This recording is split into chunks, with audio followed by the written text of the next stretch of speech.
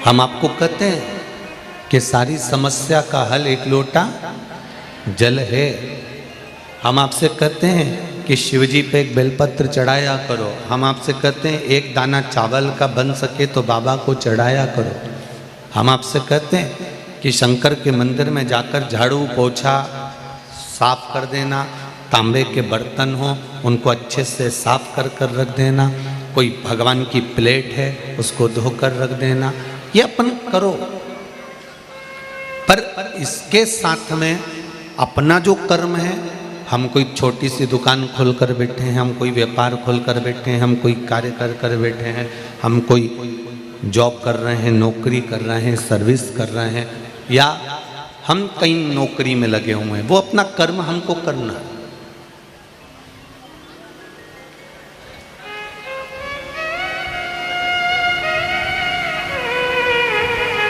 उस कर्म से हमें वंचित नहीं होना।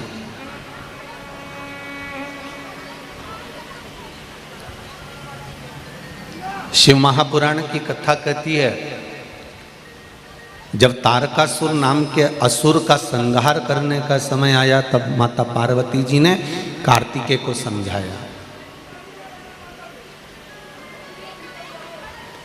षडानंद कार्तिकेय जी कह रहे थे, माँ, ओ माँ, आप कह रही हो कि इस तारकासुर के हृदय में शिवजी का निवास है, भगवान शंकर विराजमान है, ये सब बक्से बंद पड़े हैं, सुनो आके।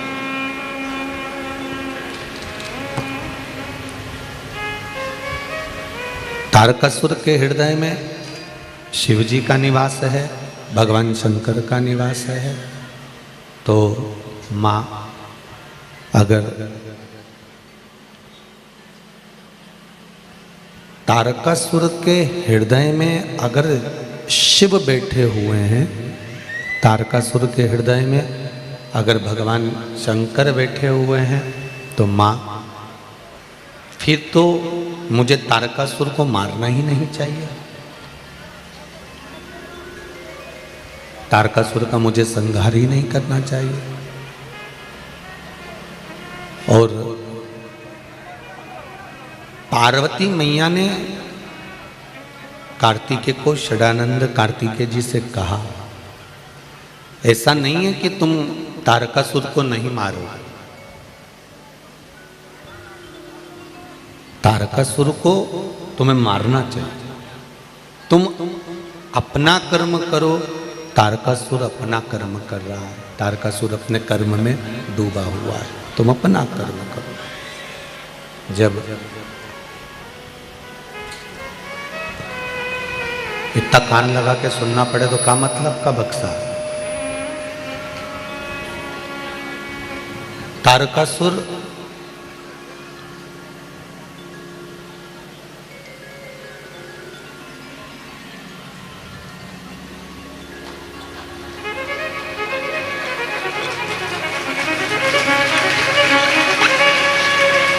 राम जी,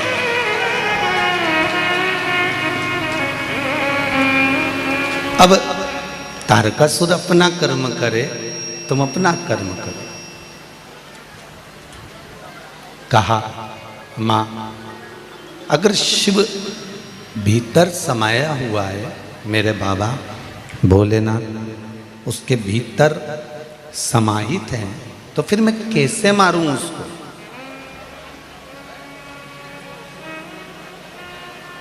थोड़ा ध्यान देना कथा की ओर। आज कथा का विराम दिवस है। आपको पहले भी कथाओं में कहा है, मेहमान जब जाते हैं तो घर के छोटे छोटे बच्चों को 100 रुपये 50 रुपये दे के जाते हैं, ठीक है। इसलिए निवेदन है, कथा का विराम दिवस है। आज भाटापारा से भोलेनाथ जी की कथा विराम होगी, पोथी जाएगी, तो हो सकता है कि मेरा भोले बाबा भी जाते जाते कुछ आपको देकर चले जाए, इसलिए बड़े ध्यान से सुनिए।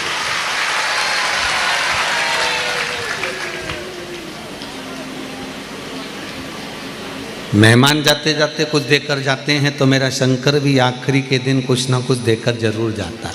इसलिए आपने सुना होगा, चाहे भागवत हो, चाहे रामायण हो, चाहे शिव पुराण हो, चाहे गीता जी हो, बीच के दिनों में अगर नहीं गए तो आखिरी के दिन चले जाओ।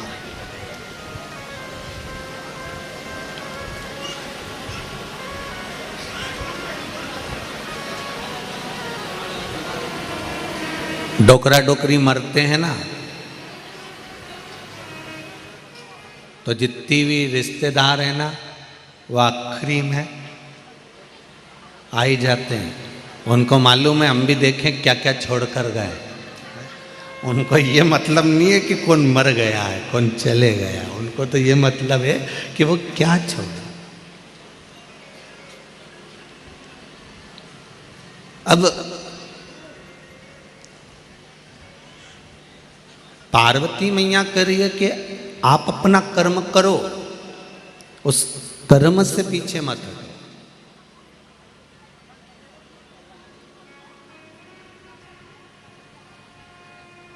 छोटे से छोटा काम भी है, बहुत छोटा काम है तो भी हमें करना है। ये मंदिर में झाड़ू लगाना या पोछा लगाना या बर्तन साफ कर देना मंदिर के, या मंदिर को साफ कर देना, इससे हमें क्या सीखने को मिलता है कि हम बहुत बड़े नहीं हैं, हम बहुत छोटे हैं।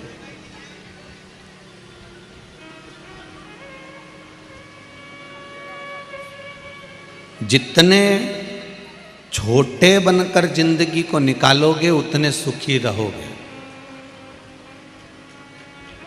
छोटा व्यक्ति ना कोई पैसा यहाँ जमा करता है, ना वहाँ जमा करता है, ना उसका कोई टेंशन रहता है कि मुझको ये फॉर्म भरना है, कि मुझको ये जमा करना है, कि मुझे टैक्स जमा करना है, कि मुझे जीएसटी जमा करना है, कि मुझे पैसा शो करना है, कि मुझे दिखाना है। जब वो बढ़ता चला जाता है, कमाता बहुत है, पर उससे पूछा जाए कि तुमने इतनी सारी कमाई करी किसके लिए करी है, किसके लिए? जितना गरीब व्यक्ति मक्का की रोटी, ज्वार की रोटी, बाजरा की रोटी एक एक कटोरी घी डालकर, गुड़ मिलाकर, शक्कर मिलाकर, चूरमा बनाकर खा लेता है, पैसे वाला व्यक्ति एक कटोरी घी को 3 महीने छुआ छुआ कर खा पाता है।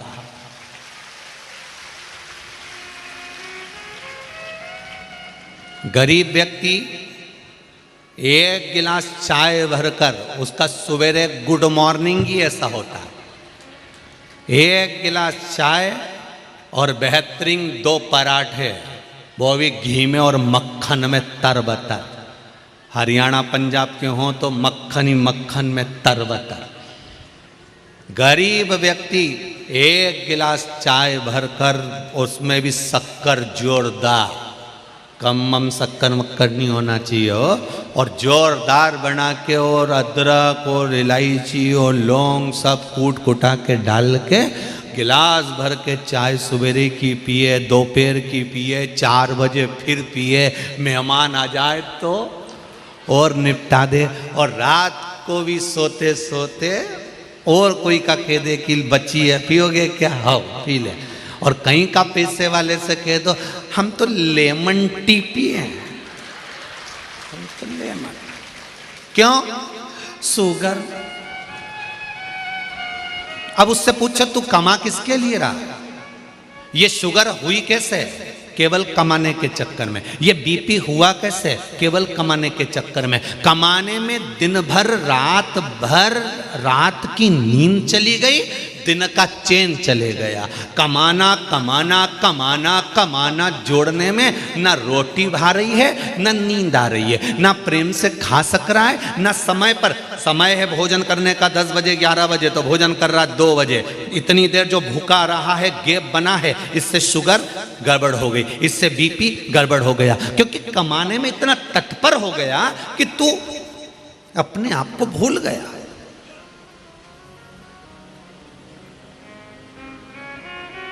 किसके लिए कमा रहे हो भाई? हम आपसे निवेदन करना चाहेंगे, अपनी कमाई का ज्यादा नहीं तो थोड़ा, तुम्हें दान नहीं करना, पुण्य नहीं करना, सत्कर्म नहीं करना। हम ये नहीं कहेंगे कि तुम दान कर दो, आप तो अपनी कमाई का आप 1 रुपया भी कहीं दान मत करो, आप तो अपने ऊपर खर्च तो करो,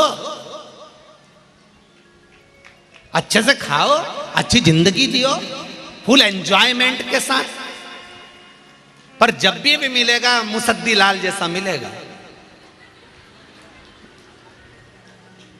प्रॉपर्टी पड़ी है, रेट नहीं बढ़ रहा, वो प्लाट पे किसी ने कब्जा कर लिया, केस लड़ रहा है, जबलपुर लगा, यहाँ लगा, वहाँ लगा, सारी दुनिया में रायपुर बिलासपुर हमारे केस चल रहा है, बहुत दिक्कत में जिंदगी चल रही है। और एक गरीब व्यक्ति खाया पिया वो जाए अपनी जिंदगी अलमस्त रहकर। और जैसे तुम मरोगे ऐसे ही वो मरेगा। तुम मरने के बाद डनलप के गद्दे पे नहीं जाओगे। जो बहुत करोड़पति है वो डनलप के गद्दे पे जाता है क्या? टीवी पे देखना, बहुत सारे अच्छे अच्छे हीरो हीरोइन भी मरे थे, कितने डनलप के गद्दे पे गए थे। सजा के अगर गाड़ी में ले भी गए, आखिरी में लकड़ी पर चिता पर सब उतार कर सुला दिया। जन्म और मृत्यु एक जैसी होती है, जन्म के समय पर भी कुछ नहीं और मरने पर भी कुछ नहीं। तुम करोड़ों कमा लोगे तो भी डनलप के गद्दे पर नहीं जाओगे। 4 बांस कितने? 4 बांस और 40 कंडे तो कोई भी दे देगा, इससे ज्यादा नहीं लगते। वो तो अब लकड़ी लगने लगी, लकड़ी भी अब ज्यादा लगने लगी। पहले तो मुर्दे को अगर जलाते थे तो वो कंडे पर, गाय के गोबर के कंडे इतने बड़े बड़े लोग अपने दरवाजे पर रख देते थे। और मुर्दे को जब लेकर जाते थे तो पीछे से गाड़ी चलती थी, बैलगाड़ी, उस गाड़ी में दरवाजों पे से कंडे उठा उठा कर गाड़ी में रखते जाते थे। फिर अंतिम संस्कार के लिए जहां चिता लगती थी, कंडे पर उसको सुला दिया जाता। तो 4 बांस 40 कंडे तो कोई भी दे देगा।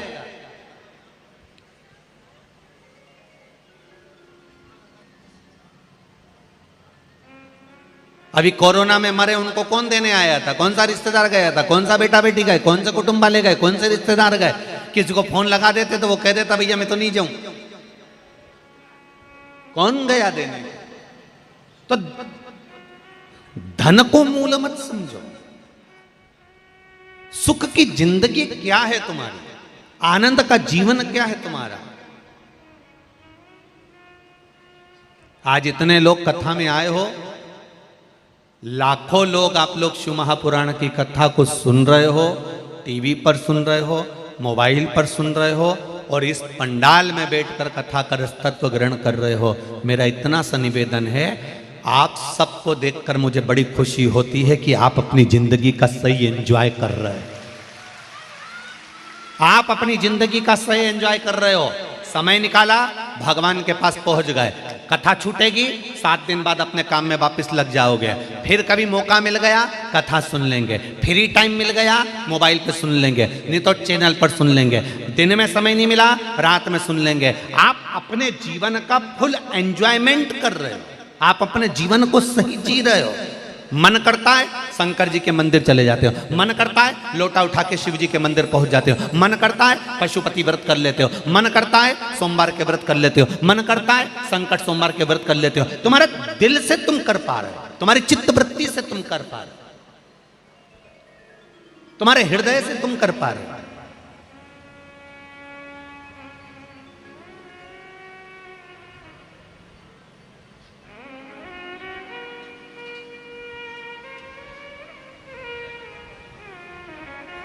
सीता जी से रावण ने पूछा था, 4 बार माता सीता से रावण ने पूछा, सीते,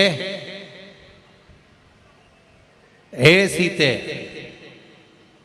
मेरी नगरी में कमी क्या है?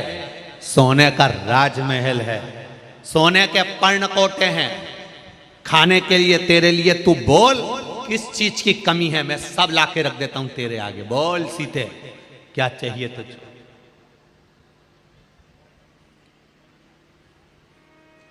रावण ने कहा सीता तुम बोलो तो ये पूरी प्रॉपर्टी तुम्हारे नाम कर दूं, तुम बोलो तो सारी जायदाद तुमको दे दूं, पर्ण कोटे सोने के कलश, सारा नगर मंदोदरी को तेरी दासी बना दूंगा। सीता सीता इस पूरी लंका में कमी क्या है? इस पूरी लंका में कमी क्या है? सीता जी कहती हैं यहां एक कमी है। क्या? यहां मेरा राम नहीं है।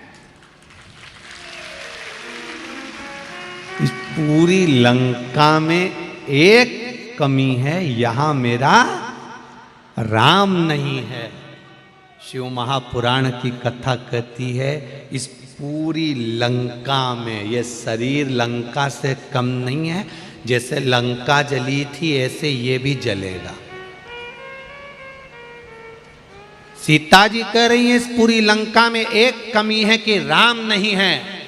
इस पूरे शरीर में अगर राम नहीं है, शिव नहीं है, कृष्ण नहीं है तो ये लंका किसी काम की नहीं है, आग लग जाए तो। किस काम की ये लंका? इसका महत्व क्या है? ना राम नाम लीनो तूने भरी जवानी में, तू डूब के मर जा रे चुल्लू भर पानी में। कभी कभी सोचने में आता है इतने से चुल्लू के पानी में इतना बड़ा मनुष्य डूब के मरेगा कैसे रे? इसको तो अच्छा बढ़िया तालाब चाहिए तब जाके तो डूबेगा, या कुएं में पानी चाहिए तब डूबेगा। पर कहावत लिखने वालों ने लिख दिया तू डूब के मर जा रे चुल्लू भर पानी। अरे तू तो चुप रहे दीनानाथ, तुम गावरी जी जियो जरा डूब के मर जा रे। हाँ अब ठीक है। अब उसमें लिखा कि चुल्लू भर पानी में डूब के मर जा। इतना बड़ा मनुष्य चुल्लू भर पानी में कब डूब के मरेगा? तो कहा जो भगवान का भजन नहीं करता, जो मनुष्य शरीर पाने के बाद भी भगवान की भक्ति नहीं करता, जो मनुष्य शरीर पाने के बाद भी भगवान के द्वार नहीं जाता, जो मनुष्य शरीर पाने के बाद भी राम और कृष्ण नाम नहीं गाता, जो मनुष्य शरीर पाने के बाद भी शंकर को एक लोटा जल नहीं चढ़ाता, जो मनुष्य देह पाने के बाद भी कभी सत्संग नहीं करता, मनुष्य मनुष्य नहीं होता, वो कीड़ा होता है। और कीड़ा चुल्लू भर पानी में डूब के मर सकता है। उसका अगला जन्म कीड़े का होता है। अच्छा कीड़े भी वैरायटी के होते हैं, ऐसा नहीं है कि कीड़ों में भी क्वालिटी नहीं होती, होती है। कुत्ता मर गया, उसके पास बदबू आ रही है, तुम लोग मुंह पे कपड़ा बांध के जाना और एक डंडी से हिला के देखना, वहां छोटे छोटे कीड़े पड़े होंगे। ये कौन से कीड़े हैं? कौन से कीड़े हैं? जिन्होंने कभी भगवान का नाम नहीं लिया और 24 घंटे भगवान की निंदा में लगे रहे, तो मरे हुए कुत्ते के पास में जो कीड़ा पैदा होता है ये उस क्वालिटी का। अब एक चूहे के पास, तुम्हारे यहां कभी चूहा मरा हो? मरा मरा ना, और सड़ गया और बहुत भयंकर हाल हो गए, और उसके पास में एक सफेद कलर की इल्ली हो जाती है। देखिए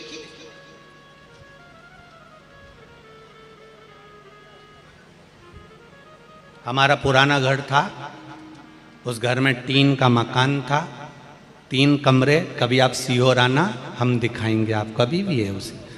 3 कमरे, उस 3 कमरे में छोटा छोटा कमरा, अब उस कमरे में बहुत सारा सामान पड़ रहा है। अब मिट्टी का मकान, मिट्टी का घर, तो ऊंदरा तो बहुत छुआ।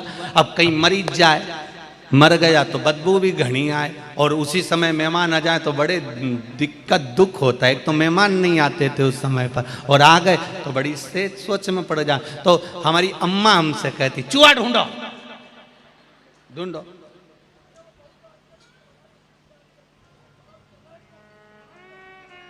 अब वो चूहा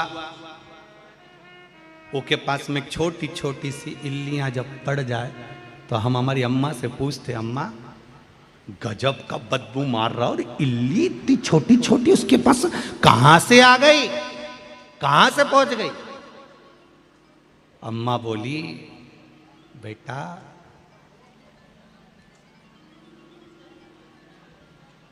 किसी का पैसा कोई ले लेता है ना और चुकाता नहीं है, जब वो मर जाता है ना चूहा, पैसा खा के मर गया, तब जिसका भी पैसा रहता है ना वो ऐसा इल्ली बन के उसको नोच नोच के खाता है, उसको निकाल निकाल कर खाता है।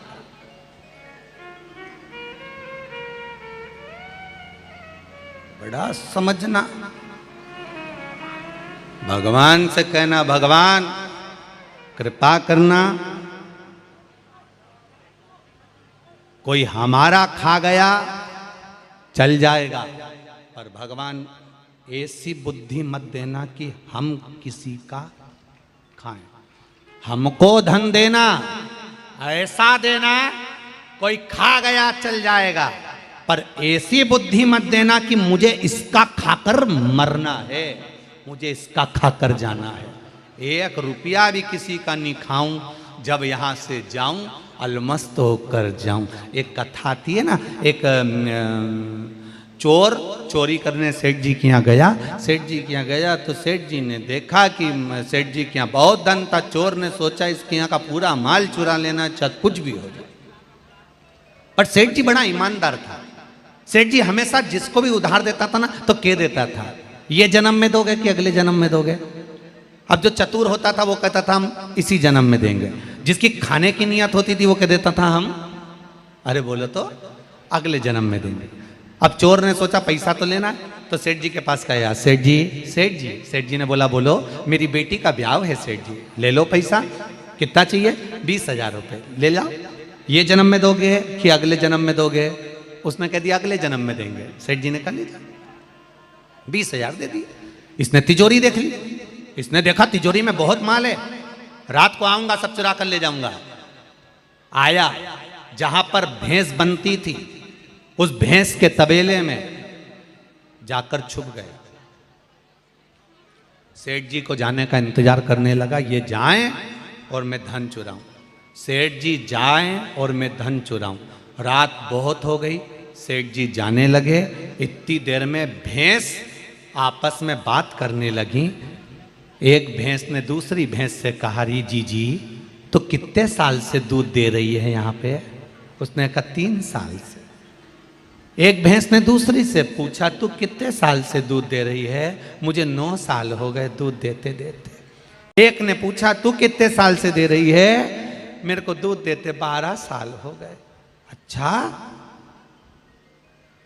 तो अपन सेठ जी के यहां दूध क्यों दे रहे हैं? तो भैंसों ने आपस में बात करते हुए कहा, ये सेठ बड़ा चतुर है, उधार देता है तो पूछता है ये जन्म में दोगे कि अगले जन्म में दोगे। जो इस जन्म में देकर नहीं गया वो अगले जन्म में हमारी जैसी भैंस बन जाता है और निचोड़ निचोड़ के देना पड़ता है, निचोड़ निचोड़। इसलिए हम भैंस बनकर दूध दे रही हैं। जी जी हो, तुमसे भी निवेदन है।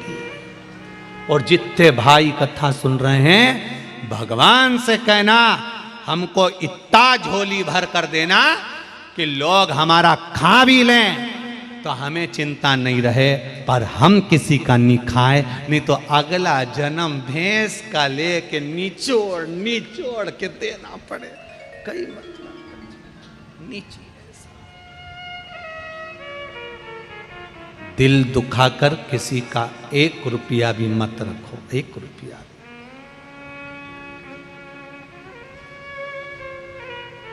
सुखी नहीं हो सकते, आनंद की लहर नहीं आ सकती, खुश नहीं हो सकते। जितनी मस्ती की जिंदगी आज जी रहे हो ना, ऐसी जिंदगी नहीं जी सकते। बहुत प्रसन्नता का जीवन है अपना।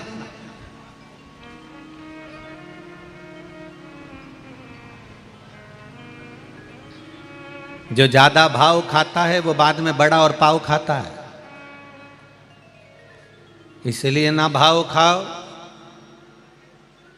नहीं तो बाद में बड़ा और पाव खाओ। क्या मतलब? खुश जिंदगी जियो, अलमस्त होकर जीवन जियो। श्रावण के महीने का चौथा सोमवार की कथा है, आज विराम की कथा है। इस कथा से जितने लोग आस्था चैनल पर, जितने लोग फेसबुक यूट्यूब पर सुन रहे हैं, जितने लोग इस भाटापारा की भूमि पर सुन रहे हैं, अपनी जिंदगी को मस्त जीने का प्रयास करो, एकदम अलमस्त। और लंका सुनी मत रखो राम के बिना, शरीर सुना मत रखो भगवान के बिना। इसको भगवत भजन में डुबाइए, इसको स्मरण में डुबाइए।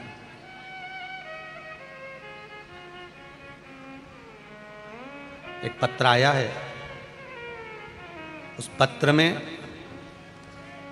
इन्होंने लिखा है कि सर्वप्रथम अपनी कृतज्ञता उस नारी शक्ति के प्रति व्यक्त करता हूं जिन्होंने इस कथा को अपने हृदय में उतारा और अपने पति से कहकर यह कथा करवाई, उसको धन्यवाद। पत्र लिखा,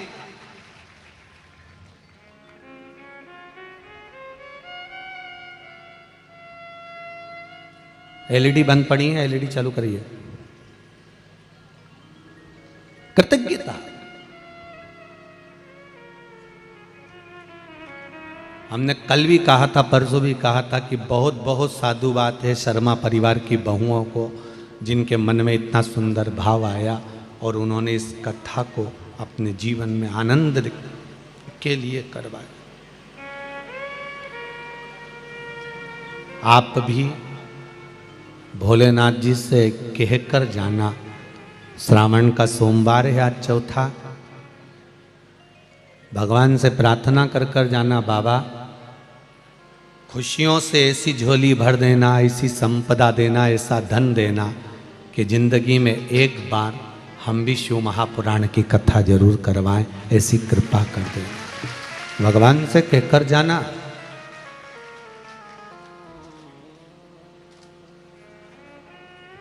कई लोगों की ढेर फैक्ट्रियां होती हैं, कहने वाले कहते हैं इनकी 4 फैक्ट्री, इनकी 10 फैक्ट्री हैं, इनकी 25 फैक्ट्री हैं, इनकी 4 मील चल रही हैं, इनके पास में इतनी एकड़ जमीन है, इनके पास में इतनी बड़ी जमीन जायदाद है, इनके पास में ये काम है, ये व्यापार है, ये व्यवसाय है, इतना वैभव है, इतना धन है।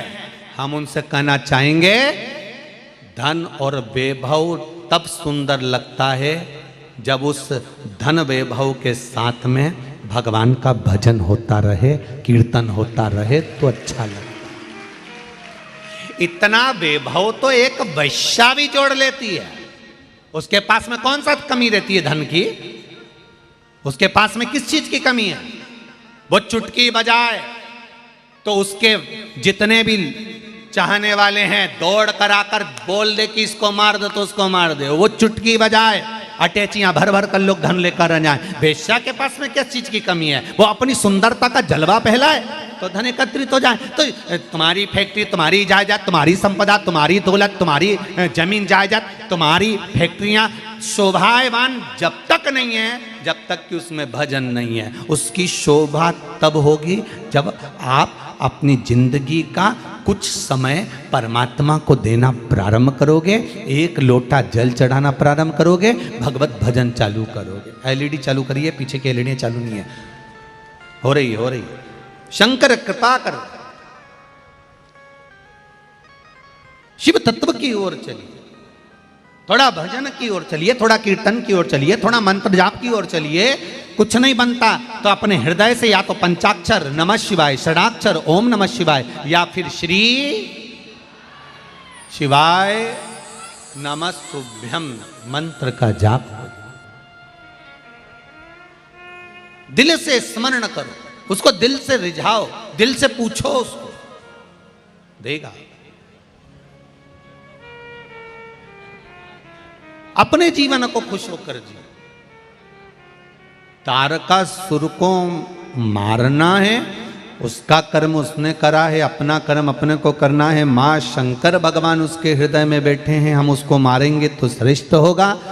माता पार्वती जी ने कहा संसार में जितने मनुष्य जन्म लेते हैं, संसार में जो जन्म लेता है, मृत्यु लोक में जिसका जन्म हुआ है, माता के गर्भ से जो पैदा हुआ है, उसके साथ शंकर भगवान जन्म के समय से लेकर मृत्यु के समय तक हर पल हर घड़ी हर क्षण रहते हैं। केवल भजन के माध्यम से हम उसको प्रकट कर लेते हैं। भजन के माध्यम से हम उसको प्रकट कर लेते हैं, भजन के माध्यम से हम उसको सामने ले आते हैं।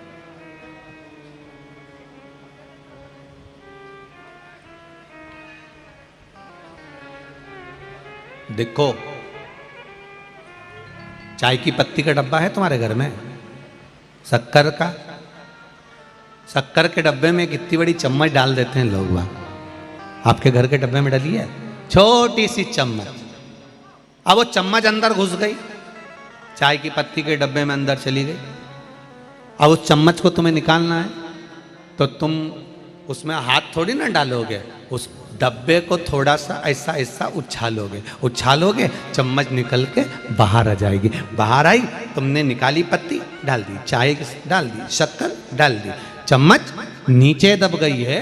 उसको निकालने के लिए डब्बे को थोड़ा सा उछालिए, अंदर हाथ डालने की जरूरत नहीं है, डब्बा उछलेगा, चम्मच बाहर आ जाएगी। शिव महापुराण की कथा भी वही कहती है कि परमात्मा हर संसार में जन्म लेने वाले व्यक्ति के अंदर मेरा भोलेनाथ, मेरा शंकर प्रवेश करा हुआ है, अंदर बैठा हुआ है। रामकृष्ण अंदर बैठा हुआ है, मेरा परमात्मा अंदर बैठा हुआ है। उस परमात्मा को अगर पाना है तो कहीं दिल से भजन में आनंद के साथ थोड़ा सा नाच लेते हैं तो परमात्मा निकल कर बाहर आ जाता है। थोड़ा उचके और बाहर, चम्मच बाहर, परमात्मा निकल कर बाहर आ जाता है कि सम्मुख आ गया, सामने प्रकट हो।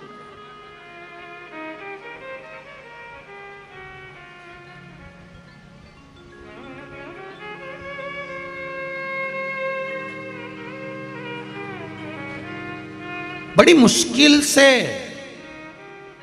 वो हमको प्राप्त होता है।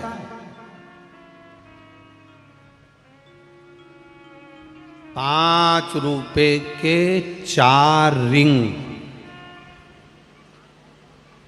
5 रुपए के 4 रिंग। पहले नवरात्रि में मेला लगता था, जब हम छोटे छोटे थे, तुम्हारे यहाँ भी लगता होगा नवरात्रि में। एक तखत लगता था, तखत पे साबुन, पाउडर का डब्बा, लिपस्टिक, चूड़ी, नहाने का साबुन, कपड़ा धोने का साबुन, पाउडर का डब्बा, इसे दूर दूर रख देते हैं। और वो माइक पे चिल्लाता है 5 रुपए के 4 रिंग, 5 रुपए के 4 रिंग। वो हाथ में रिंग पहने रहता है लकड़ी के। 5 रुपए के 4 रिंग, 5। बोलो किस किस ने देखा है? देखा सबने? रख लो, फिर तो अपन एक ही वेराइटी के रख लो। 5 रुपए के 4 रिंग, 5 रुपए के 4 रिंग। और 5 रुपए के 4 रिंग अपन लेते हैं, और लेने के बाद फिर अपन धीरे से एक रिंग, जो रिंग जिस चीज में आ जाएगा वो चीज उसकी, और रिंग फेंकते, फेंका। किसी किसी का तो पहले में ही आ जाए रे पाउडर का डब्बा, और किसी किसी का तो तीसरा रिंग भी पूरा हो जाए तो नहीं आए, और किसी का चौथे में आ जाए, और किसी किसी का तो चारों निकल जाएं और रिंग में वो पाउडर आया ना, लिपस्टिक आई ना, साबुन आया। बस 5 रुपए के 4 रिंग, पंचम इंद्रियों के ये 4 रिंग हैं। बचपन, जवानी, अधेड़ी और बुढ़ापा, भगवान ने 4 रिंग दिए हैं। ये भगवान को भजन के माध्यम से, कीर्तन के माध्यम से, चाहे तो बचपन में भगवान को अपना बना ले, चाहे तो जवानी में अपना बना ले, चाहे तो अधेड़ी में बना ले, चाहे तो बुढ़ापे में। 4 रिंग में एक रिंग भी फंस गया तो तू भगवान का हो गया। साबुन तेरा, पाउडर का डब्बा तेरा, लिपस्टिक तेरी, चूड़ी तेरी, बस एक रिंग फंसना चाहिए और 5 रुपए वसूल हो जाएंगे।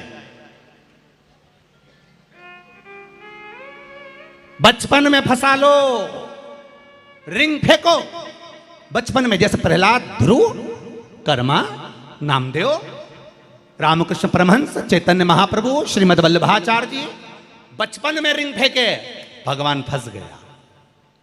नहीं बने तो जवानी में। तुकाराम,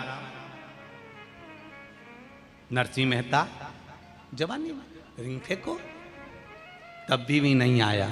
अधेड़ी में मुक्ताबाई, कर्माबाई, तब भी नहीं आया। बुढ़ापे में फिर फेंका। साबुन पर रिंग पड़ गया, साबुन अपना हो गया। बचपन, जवानी, अधेड़ी और बुढ़ापा के 4 रिंग है। डालो, भगवान अगर तुम्हारा हो गया तो 5 रुपए वसूल हो गए। अगर भगवान तुम्हारा हो गया तो ये मनुष्य की देह वसूल हो गई, नहीं तो ये 5 रुपए गए।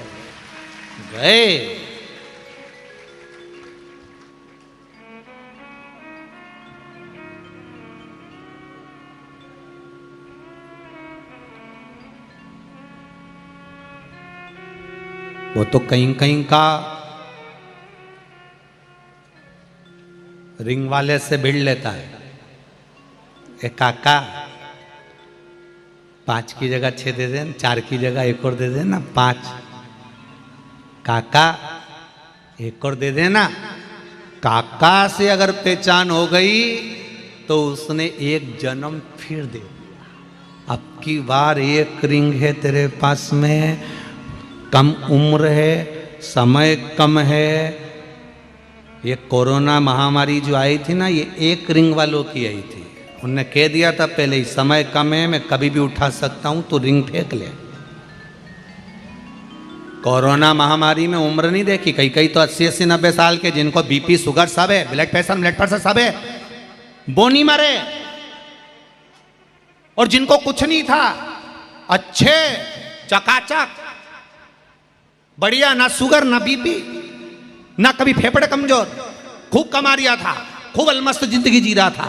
कोरोना आया, 25 साल, 28 साल, 30 साल, 40 साल, 42 साल, 45 साल, निपट गया। अब वो चिंता में पड़े।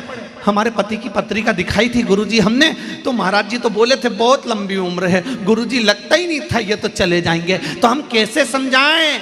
5वां रिंग मांग कर लाया था तो भी नहीं डाल पाया, इसलिए निपट गया। उस रिंग को डाल लो, अभी भी मौका। जो मांग कर लेकर आए हो, मनुष्य के देह को, मानव के शरीर को 1 रिंग और मिला है। प्रभु, काका जी 1 मौका और, वंस मोर। काका जी बोले 4 दे दिए तो थे, 5 रुपए में 4 ही मिलते हैं। नहीं काका जी प्लीज 1 मौका तो दो, बस एक बार।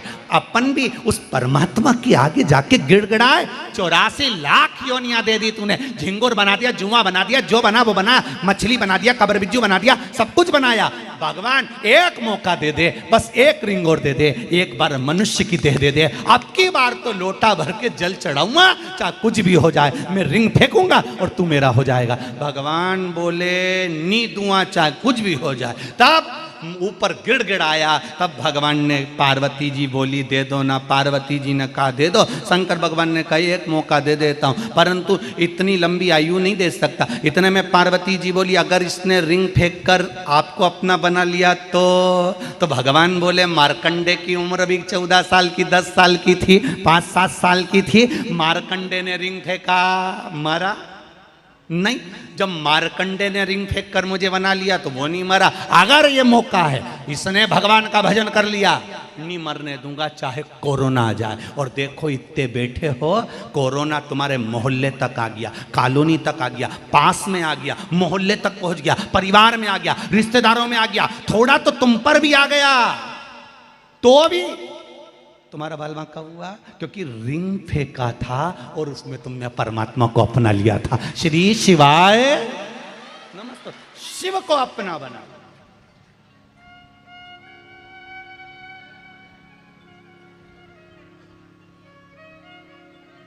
वो कहे अब तो मिला है फिर ना मिलेगा, कभी नहीं कभी नहीं। मानव दे अनमोल रे, माटी में ना रोए। अब तो मिला है फिर ना मिलेगा, कभी नहीं कभी नहीं। ये मिल गया फिर मिला ना मिला।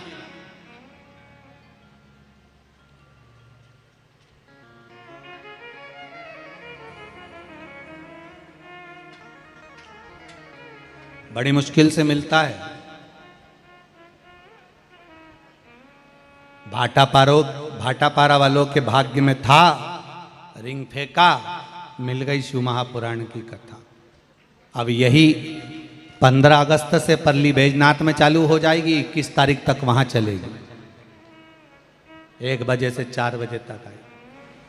जितने लोग आ सकते हैं आए, कथा का रसतत्व सुने। जितने आस्था चैनल पर सुनना हो, जितने फेसबुक पर सुनना हो, यूट्यूब पर सुनना, उस पर सुन। वहां पूरी होगी 21 तारीख को। 23 तारीख को हिंगोली में प्रारंभ हो जाएगी, महाराष्ट्र में। वो दे रहा हूं, उसको ग्रहण कर।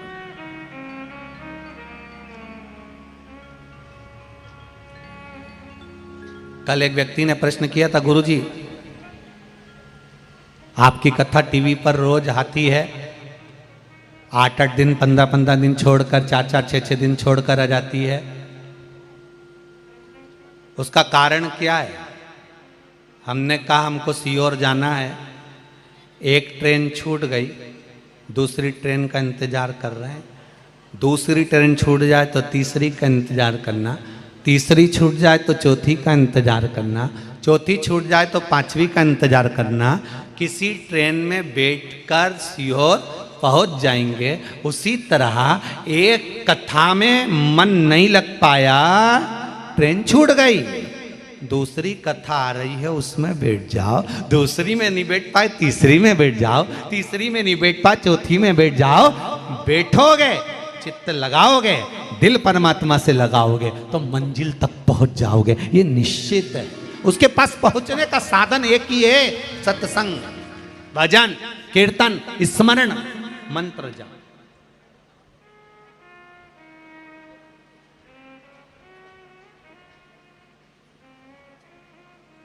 उसकी प्राप्ति का केंद्र बिंदु वही है। बस उसको प्राप्त करने का साधन शिव तत्व ही है, शंकर।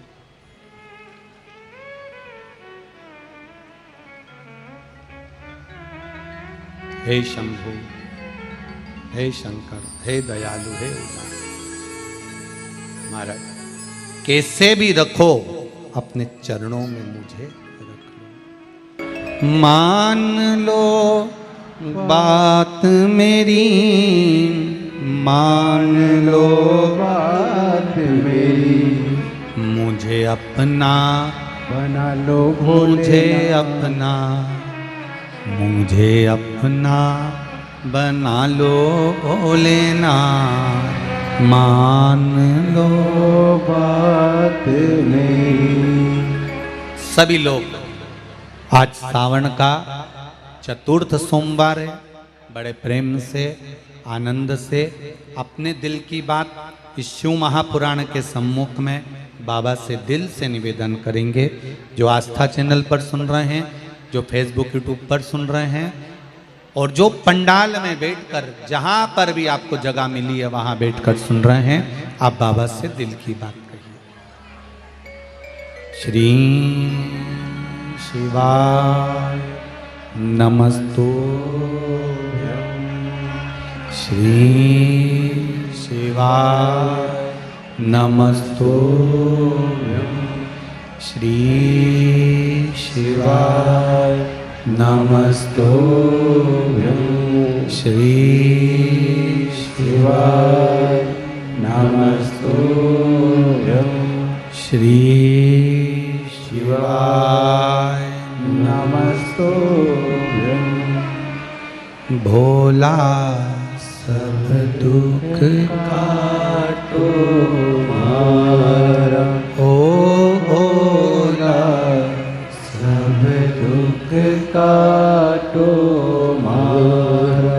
शिव शंकर जपूं तेरी माला, भोले बाबा जपूं तेरी माला, भोला सब दुख काटो मारा। ओ भोला सब दुख काटो मारा। वेश है मंगल मंगलकारी, वेश है मंगल मंगलकारी। शमशान वासी हमारा, शमशान वासी हमारा। ओ भोला सब दुख काटो मारा। ओ भोला सब दुख काटो मारा। भगवान शिव की कथा कहती है, उसको दिल से कहो, बनाने का प्रयास अपना करो। पार्वती मैया ने कहा, सुनो कार्तिकेय, इस तारकासुर का संहार, संसार में जितने मानव जलचर थलचर वायुचर जीव जो जन्म लेते हैं, सबके भीतर भगवान होता है।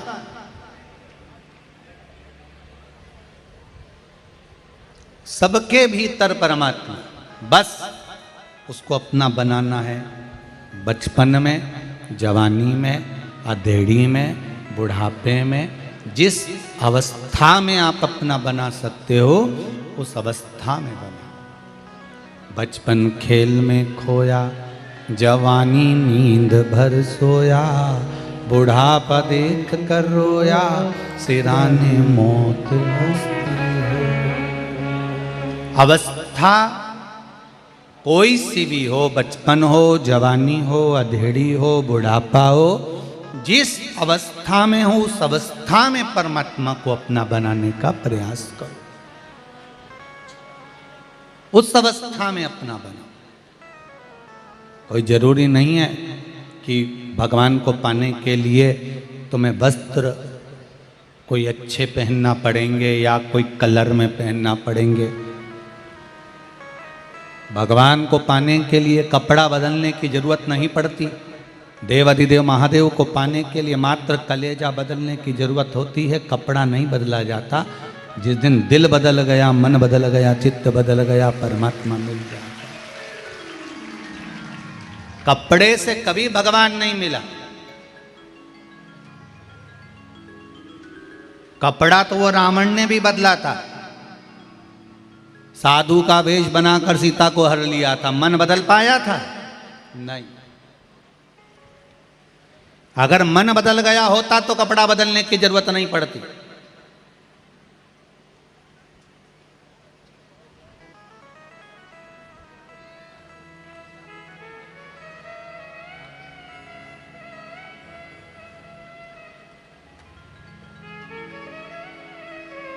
दिखावा मत करो। परमात्मा को पाने के लिए दिखावे की जरूरत नहीं पड़ती, उसको दिखावा नहीं चाहिए। हमसे भी लोग कहते हैं संत जैसा भाव रहना चाहिए, इतने अच्छे अच्छे रुपट्टे क्यों पहनते हो? पहने? साधु सन्यासी जैसे रहना चाहिए, खड़ाऊ पहनना चाहिए, चप्पल पहनते हो।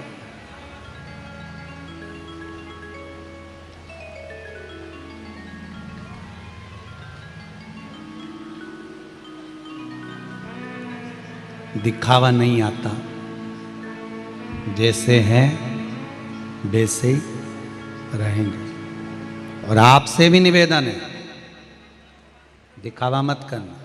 रावण ने बहुत दिखावा करा था, सीता जी को हरने गया, साधु का वेश धर के, कपड़ा चेंज करके, अलख जगा रहा। मां पहचान नहीं पाई। माता सीता क्या पहचाने, जिनके घर में पिताजी जनक जी महाराज कहते हैं कि हमारे यहाँ संत आए, साधु आए, सन्यासी आए, तपस्वी आए, साधक आए, उपासक आए, उसको भिक्षा दीजिए, उसको प्रणाम करिए, उसको नमन करिए, उसके चरणों को भी निवेदन करिए, उसको दंडवत करिए। ये हमारे घर की बेटियों को, हमारे घर के बच्चों को माता पिता सिखाते हैं कि घर में आए संतों का सम्मान करिए। पर घर के माता पिता को ये थोड़ी ना मालूम था कि ये कपटी,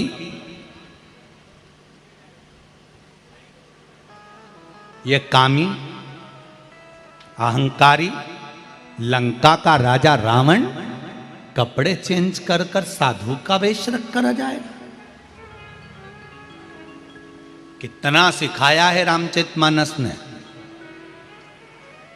कामी, लोभी, अहंकारी रावण साधु का वेश रख कर जा रहा है, और जो साधु था, संत था, जो साधु के वेश में था, वो हिरण सोने का बन के जा रहा है। बोलो देखो जरा रामचरितमानस, कितनी विचित्र बात। रामायण कहती है दिखावा नहीं करना, जैसे हो वैसे रहो,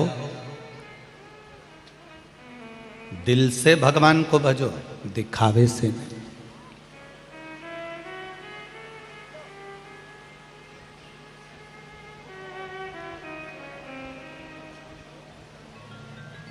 दिखावे से परमात्मा कभी नहीं मिला। आप पूरी जिंदगी उसको पाने का प्रयास कर लो, नहीं मिलेगा।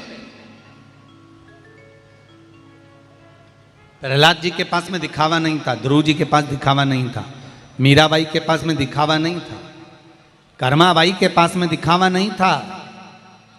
खिचड़ी बनाती थी, भगवान को आवाज लगा देती थी, सुबेरे से नहाई नी नहाई, मुंडा धोया नी धोया। कर्माबाई ने खिचड़ी बनाई और आवाज लगाई, आओ प्रभु पाओ। भगवान जगन्नाथ दौड़ कर आ जाते और खिचड़ी खाकर चले जाते। एक संत ने आकर कर्माबाई को कह दिया, तू बिना नहाए धोए भगवान को भोग लगाती है, तेरे बराबर संसार में कोई पापी नहीं होगा। कर्माबाई ने पूछा, गुरुजी कैसे भोग लगाना चाहिए?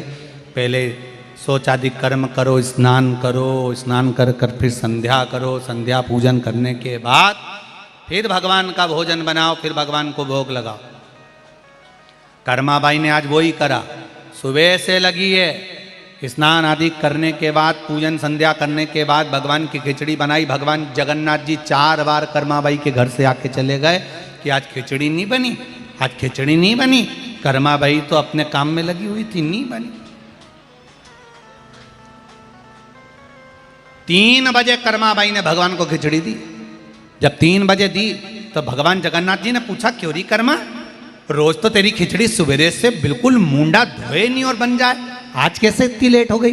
कर्माबाई बोली, एक गुरुजी आए थे, उन संत ने कहा है बिना नहाए धोए भगवान को भोग नहीं लगाना। अच्छा, इतने में जगन्नाथ जी ने पूछा, वो गुरुजी गया किधर, वो बता पहले, वो गुरुजी गया कहाँ? तो क्या वो उधर गया? जगन्नाथ जी तो पहले खिचड़ी नहीं खाए, पहले उसी के पास गए। जो जगन्नाथ जी दौड़ के गए और गुरुजी जा रहे तो उनकी पीठ पे जो धर के दिया, गुरुजी चित्ता पड़ा। गुरुजी जैसे ही चित्ते पड़े तो गुरुजी ने पूछा, कौन है? भगवान जगन्नाथ जी बोले, तेरा बाप। जगन्नाथ जी बोले, तेरे पिताजी है। कौन? जगन्नाथ। गुरुजी उठ के बैठ गए, प्रभु आप आज कैसे आ गए? भगवान बोले, आज और कल जाने दे, पहले कर्माबाई के पास जा और उसको बोल किया, जैसे वो खिचड़ी बनाती थी वैसे ही बना। फालतू के ज़्यादा लफड़े मफड़े मत बता उसको कि नहा, न मुंडा धो, न पाँव धो, न हाथ धो, न फिर भोग लगा। भगवान बोले, वो सारे जितने जगन्नाथपुरी में पंडा हैं वो सब मुँह हाथ धो के खिचड़ी बनाते हैं। सुबह से बनाने की जगह बनाते बनाते दोपहर हो जाती। मेरा सुबह से भूख लगती है, मैं छोटा सा, भूख कितनी लगती है, तो कर्माबाई जब भोजन बनाती है मैं पहले वहीं खाने जाता हूँ। कर्माबाई को बोल क्या, जा जल्दी से। गुरुजी दौड़ के गए, कर्माबाई का चरण पकड़ लिया। कर्मा, खिचड़ी की बात बाद में करेंगे, पहले तुझे धन्यवाद दे दूं। मेरी पूरी जिंदगी निकल गई, भगवान नहीं मिला, आज तेरे चक्कर में यह पड़ गया जोरदार। क्या मारा कर्मा, एक दिया, वो भी जगन्नाथ का हाथ, क्या गजब का लगा कर्मा। तेरे को धन्यवाद। कर्मा भाई ने जग गुरु जी के पांव पढ़ के कहा, आप मेरे पांव मत पढ़ो, मैं आपके पांव पढ़ूं। अब बताओ कल से कैसे पूजन करना है। भगवान बोले, गुरु जी बोले तेरे पांव पढ़ूं, भले मुंडा मत धोए, भले मत ना, पर तू भगवान की खिचड़ी जरूर बना। कर्मा भाई फिर समझ लो आप लोग जरा अच्छे से, भगवान ये नहीं देखता कि तुमने कौन सी स्तुति करी है, भगवान ये नहीं देखता तुमने कौन सा मंत्र पढ़ा है, भगवान ये नहीं देखता कि तुमने क्या करा है। भगवान तो निर्मल मन सो मोही पावा, भगवान केवल तुम्हारा दिल देखता है। मन, किसी किसी का मन रहता ही नहीं पूजन में, और जबरदस्ती है, वो तो सास कह रही है तो व्रत तो रखना ही पड़ेगा करवा चौथ का। सास ने कहा है, रत्ती भर इसका मन नहीं है कि मैं व्रत रखूं, फिर भी करवा चौथ का व्रत इसने सास के कहने पे रख के साड़ी माड़ी खोस खोसा के पल्लू मल्लू लेके चली भी गई, और पति से भी कह दिया छत पे आ जाना, और नीचे चलनी रखी है और दिए की थाली रखी, ऊपर ले आना, मैं जा रही। ऊपर चली गई, बिल्कुल ऊपर नहीं, छत पे, और छत पे गई और पति सामान लाया, उसमें से एक सामान भूल आया तो चिल्ला के दौड़ गई। रत्ती भर की अक्कल नहीं। 3 थाली रख के आई थी मैं, उसमें एक थाली में सामान रखा था, वो तो लाई नहीं उठा के, जाओ पहले लेके आओ, जल्दी जाओ। बेचारा दौड़ के नीचे गया, फिर लेके आया, फिर इधर खड़े हो जाओ। फिर उसने चलनी में मुंह देखा,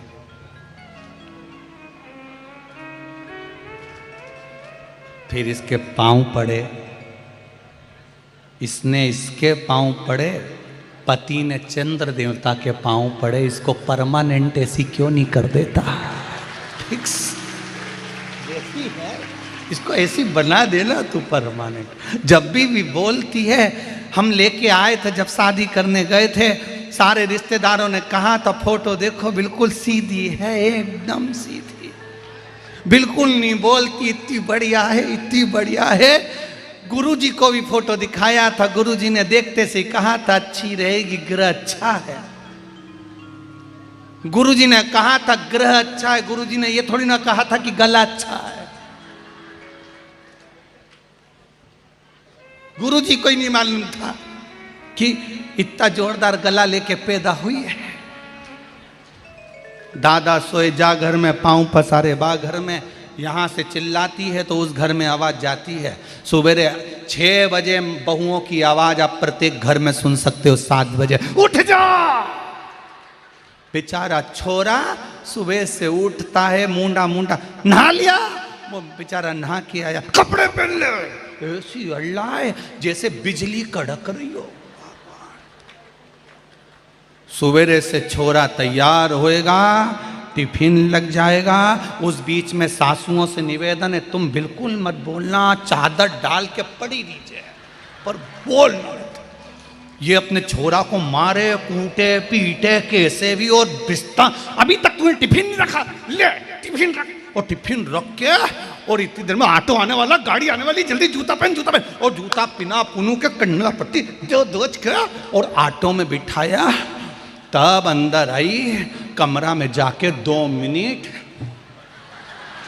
से फिर लेट, और सासुओं से निवेदन है ये कमरा में जाके लेटे और अपन फिर उठ जाओ, और भगवान से जाके प्रार्थना करो, अम्बे तू है जगदम्बे काली जय।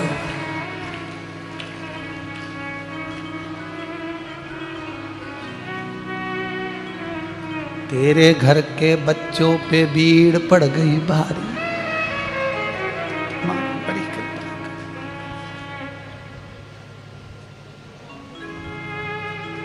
अच्छा पति भी नहीं कह सकता इनसे, कि थोड़ा धीरे से बोला कर, इतना बोल देनी। तुम कर लो, तुम उठ जाओ, जाओ तुम करो, खुद से तो खुद बनता नहीं। चले माँ, जाओ तुम्हारी मम्मी ने चाय बना दी होगी, लेके आओ।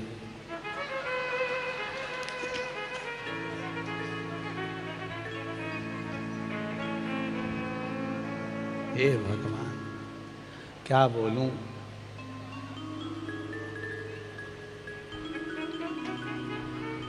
करो भगवान। भगवान को रिझाने के लिए दिखावा नहीं चाहिए भाई। कोई कहे तुम संत बन जाओ, कोई कहे तुम साधु बन जाओ, कोई कहे तुम त्यागी बन जाओ, कोई कहे तुम वैरागी बन जाओ, कोई कहे तुम गंगा के घाट पर बैठ जाओ, कोई कहे तुम नर्मदा के घाट पर बैठ जाओ, कोई कहे तुम अपना घर छोड़ दो। हाथ जोड़कर बोलना, मैं कहीं नहीं छोड़ूं, मैं तो यहीं छाती पे मूंग दलूंगा और श्री शिवाय नमस्तुभ्यम कहूंगा। सबसे बड़ा आश्रम है गृहस्थाश्रम। घर में रहो, दिखावा कर कर मत रहो, किसी का दिल मत दुखाओ, किसी का मन मत दुखाओ, और अपनी जिंदगी मस्त होकर जियो। आग लगे बस्ती में, अपन रहो मस्ती में, क्या किसको रोइए, चादर तान के सोइए, अपने कोई मतलब नहीं किसी, अपन अपनी मस्ती में रहो। साधु बन जाओ, काय को बन जाओ, संत बन जाओ, काय को बन जाओ। भगवान ने मनुष्य की देह दी है, भजन करेंगे। जैसे मीराबाई अपने महल में रहती थी और गिरधर गोपाला को भजती थी, नामदेव जी घर में रहते थे, पंडरीनाथ को भजते थे, तुकाराम घर में रहते थे, भगवान का भजन करते थे, कर्माबाई घर में रहती, भगवान का भजन करती। हम भी करेंगे, घर में रहकर करेंगे, परिवार में रहकर करेंगे, दिखावा नहीं करेंगे। हमसे दिखावा बनता भी नहीं। दिखावे से परमात्मा कभी प्रकट नहीं हुआ, प्रेम से प्रकट हुआ।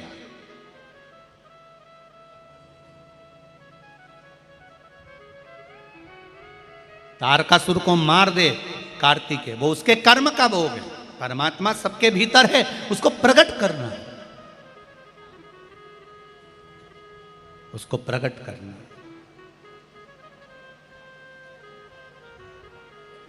जब कार्तिकेय जी ने तारकासुर का संहार करा, तारकासुर का संहार करा तो तारकासुर के 3 बेटे तारकाक्ष, विदुम्माली और कमलाक्ष, इन तीनों ने तप करा, वर मांगा।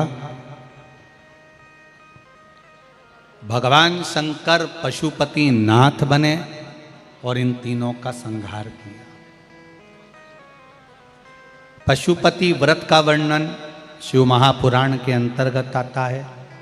पशुपात्य अस्त्र का वर्णन शिव महापुराण के अंतर्गत आता है।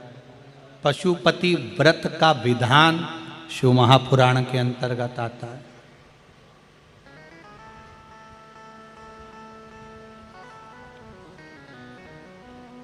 गीता प्रेस गोरखपुर की शिव महापुराण की कथा यदि आप संस्कृत में नहीं पढ़ सकते तो हिंदी की लो, उसको पढ़ो, उसको पढ़िए।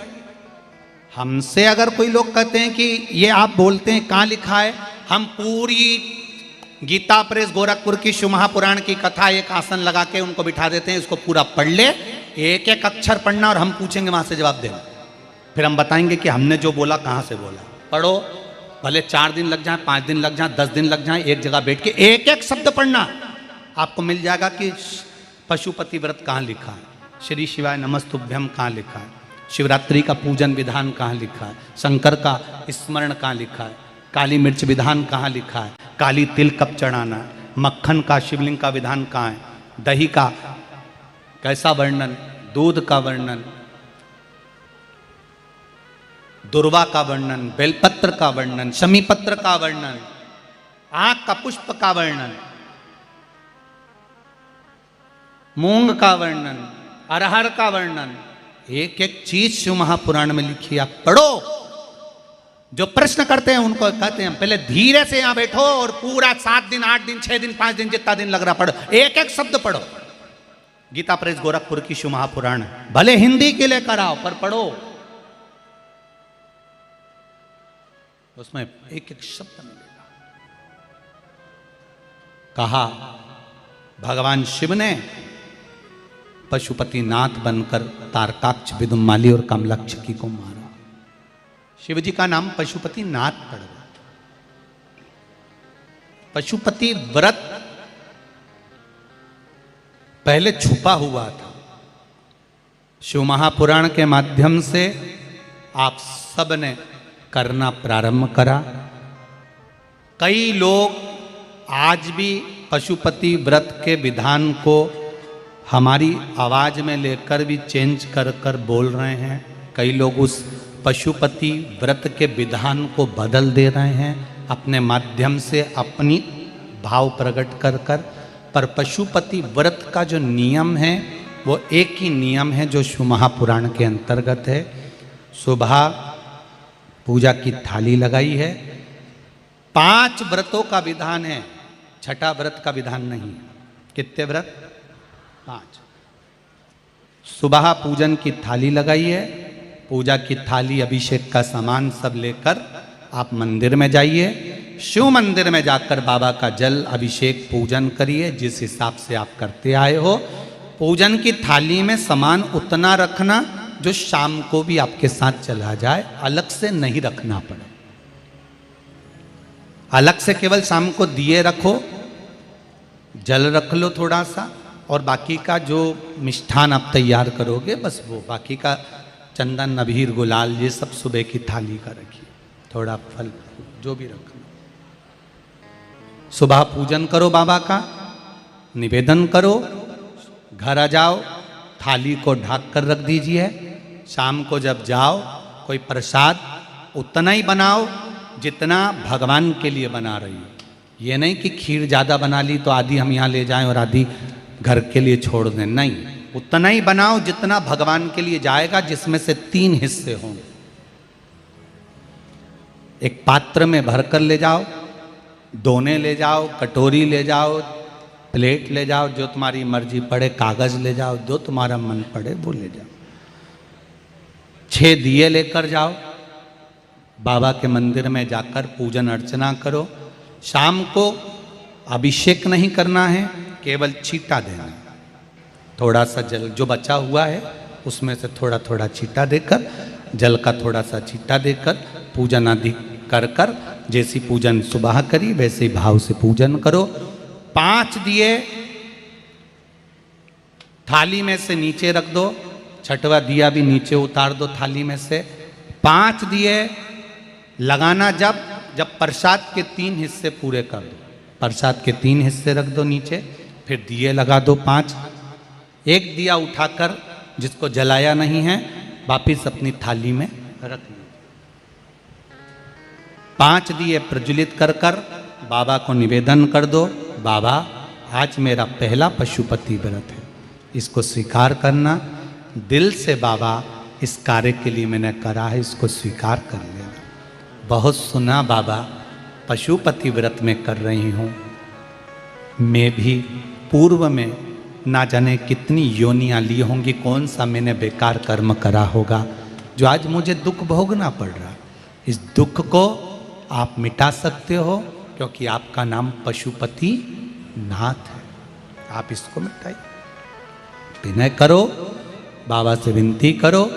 एक दिया, एक प्रसाद का हिस्सा थाली में लेकर आ जाओ, बाबा को निवेदन कर कर, बाकी का वहाँ छोड़कर एक दिया एक प्रसाद का हिस्सा लेकर आ जाए। एक दिया एक प्रसाद का हिस्सा लाए, घर के अंदर प्रवेश करते समय सीधे हाथ की ओर बैठकर अपने घर की ओर मुख कर कर सीधे हाथ की ओर उस दिए को घर के बाहर प्रज्वलित कर दो। भगवान से विनती करो, भोलेनाथ आप मेरे घर में प्रवेश कर कर मेरा कार्य सिद्ध करें। बाबा को निवेदन कर कर अंदर जाइए। भोजन करने से पहले जो मीठा है, एक हिस्सा प्रसाद का है, उसको खा लीजिए। उस हिस्से में से किसी को नहीं देना, चाहे घर में बच्चे हों चाहे बड़े हों। उस प्रसाद का हिस्सा केवल तुमको खाना। पहले प्रसाद खाइए, उसके बाद में फिर भोजन करिए। एक समय फलाहार कर सकते हो, दूसरे समय भोजन कर सकते हो। इसमें जरूरी नहीं कि आपको मीठा ही खाना है। शाम का जो प्रसाद बनेगा वो मीठे का ही भोग लगेगा। सवेरे आप आराम से नमकीन का भी फलाहार कर सकते हो, मीठे का भी फलाहार कर सकते हो। फलाहार के लिए कोई मना नहीं है, फलाहार आप कैसा भी कर सकते हो। पर भोजन जब करोगे, अन्न जब खाओगे, जब पहले भगवान का प्रसाद पा लो। 4 पशुपति व्रत पूर्ण हो, बीच में अगर कहीं रजस्वला धर्म आ गया, आपको पूजन नहीं करना है, घर में कोई सूतक सावड़ आ गया या कोई व्रत फंस गया, एकादशी आ गई या कोई व्रत आ गया, तीज आ गई, चतुर्थी आ गई, जिसका आप व्रत करते हुए आए हो, तो पशुपति व्रत उस दिन मत करो, फिर अगले सोमवार कर लेना। 3 हो गए, 1 रह गया बीच का, उसको अगले में करो, वो चौथे में गिनती में आ जाएगा। 5वां छूट गया, कोई बात नहीं, 1 महीने बाद तो होगा, 8 दिन बाद तो होगा, 15 दिन बाद तो होगा, फिर उसको गिन लो, 5वां हो जाएगा। महाराज ऐसे 5वां व्रत जब आए, 5वें व्रत के दिन शाम को जब पूजन करने जाओ, एक श्रीफल, कुछ रुपए, 11 रुपए आदि जो भी है, नारियल पर रखकर बाबा को विनय कर कर, बाबा आज मेरा पशुपति व्रत पूर्ण हो रहा है, आपकी कृपा हो, मेरी झोली भरना बाबा, विनती करो। और वो श्रीफल रुपया रखकर 5 दिए लगाकर, 1 दिया वापिस लेकर, 1 हिस्सा प्रसाद का लाकर देहली पर अपने वही दिया लगाकर अंदर प्रवेश कर कर भोजन ग्रहण करो, बाबा को निवेदन कर लो। पशुपति व्रत का कोई उद्यापन नहीं है, पशुपति व्रत का एक ही उद्यापन है, जो श्रीफल और 11 रुपये आपने मंदिर में रखे हैं, वो उद्यापन के भाव से रखे हैं, भगवान को नमन कर कर रखे हैं। ये पशुपति व्रत। अब दुनिया के लोग इसको पशुपति व्रत को कहीं इतनी बत्ती लगा दो, तो इतनी बत्ती का दिया लगाओ, तो ऐसा करो, तो गलत। उसका नियम जो है वो एक ही है, उस नियम के अलावा कोई नहीं। आप प्रेम से करो, स्नेह से करो, उसको दिल से बुझाओ, मन से बुझाओ। शंभो शरणे पड़ी, मांगू घड़ी रे घड़ी, दुख काटो दया करी निदर्शन। आप दिल से उसका स्मरण, ये पशुपति व्रत है। एक व्रत करने के बाद अगला जब व्रत करो तो थोड़ा रुक कर करना, एक साथ लगे लगाए व्रत ना करिएगा, थोड़ा रुक कर करिए, इंतजार करो 3 महीने का कि बाबा मेरी ऊपर कृपा जरूर करेगा। दिल से करा है तो वो दिल से देगा, झोली भर कर देगा, ये निश्चित है, उसका व्रत फल देता है।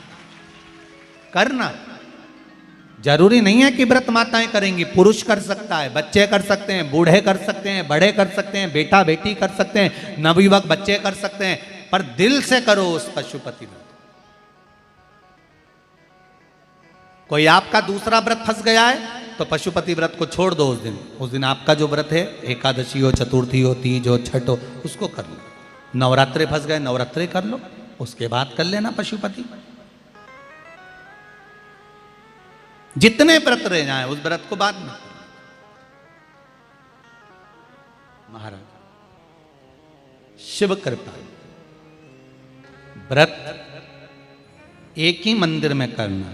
जिस मंदिर में पहला व्रत करा है उसी मंदिर में 5 व्रत करना।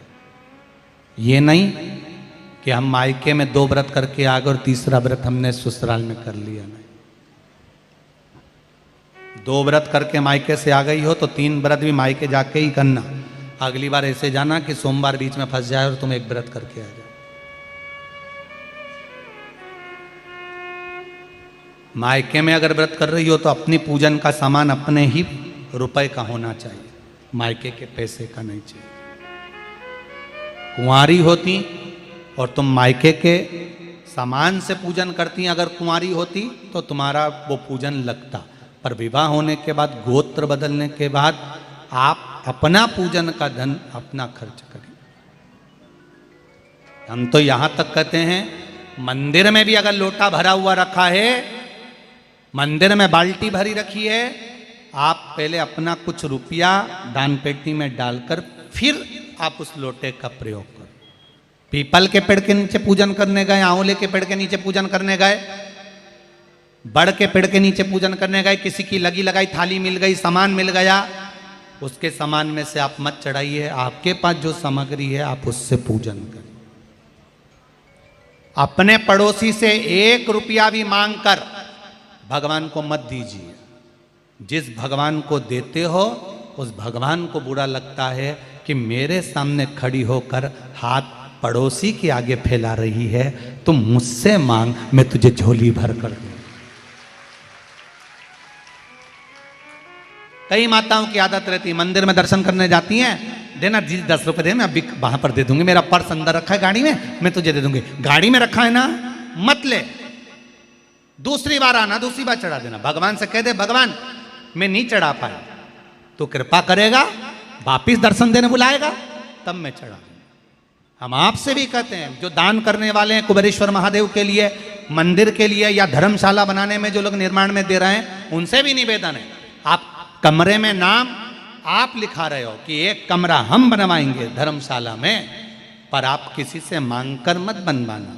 आप भोलेनाथ जी से कहकर जाना कि मैंने कमरे के निर्माण का घोषणा करवाई है, मेरी झोली में 6 महीने में 8 महीने में इतना धन दे देना कि मैं वहां जाकर एक कमरे का पैसा खुद जमा कर कर आऊं, ऐसी कृपा कर देना। नाम मैंने लिखाया है, तेरे बल पर लिखाया, कमरे का नाम मैंने नहीं लिखाया, तेरे बल पर लिखाया है कि तू देगा तब मैं पैसे जमा करने जाऊंगा। आजीवन भोजन भंडारे के जमा कर रही हूं, तेरे बल पर कर रही हूं, तू दे, मांग कर नहीं। किसी से 1 रुपया मांग कर ना तो पोथी पर चढ़ाओ, ना आरती में चढ़ाओ, ना कहीं दान में दो। वो दे तब दो, पहले शंकर जी का गुणगान तो करो, और अगर वो तुमको दे दे तब तुम कहना कि अब मेरा मन करता है कि मैं 50 रुपये, 100 रुपये, 5 रुपये, 2 रुपये, 1 रुपये मैं सत्कर्म में लगाऊं, क्योंकि अब मेरे बाबा ने मेरा हाथ पकड़ लिया है, अब वो मुझे देना चालू कर दिया, तब लगेगा दान का आना। जरूरी नहीं। तारकासुर के प्राण छूटे, तारकासुर के 3 पुत्रों के प्राण छूटे। शिव महापुराण की कथा कहती है, शंकर भगवान की पुत्री अशोक सुंदरी, जिसका विवाह राजा नहुष के साथ में पक्का कर दिया गया था, और राजा नहुष के साथ पक्का कर दिया, ये पूरे देवताओं को मालूम पड़ गया कि भगवान शंकर की पुत्री अशोक सुंदरी का विवाह राजा नहुष के साथ पक्का किया गया। राजा नहुष जो शिव उपासक हैं, जैसे अशोक सुंदरी के पिता भगवान शंकर की उपासना ये नहीं कि केवल संसार के लोग करते हैं, उपासना पुत्र भी करते हैं।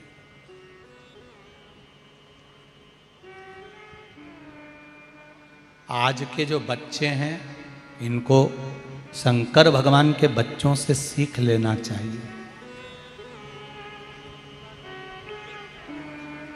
आज के बेटे ससुराल वाले आते हैं, आज के बेटे सास ससुर आते हैं, तो लड़कों के मुंह पर स्माइल आ जाता है, इतने खुश होकर बात करते हैं, और अपने बूढ़े माँ बाप से जब भी बात करेंगे तो चिढ़कर बात करते हैं। तुम्हारे ससुराल वालों से तुमने इतनी प्रसन्नता से बात करी, तो माँ बाप से बात करने में क्या दिक्कत है? क्यों? किस लिए?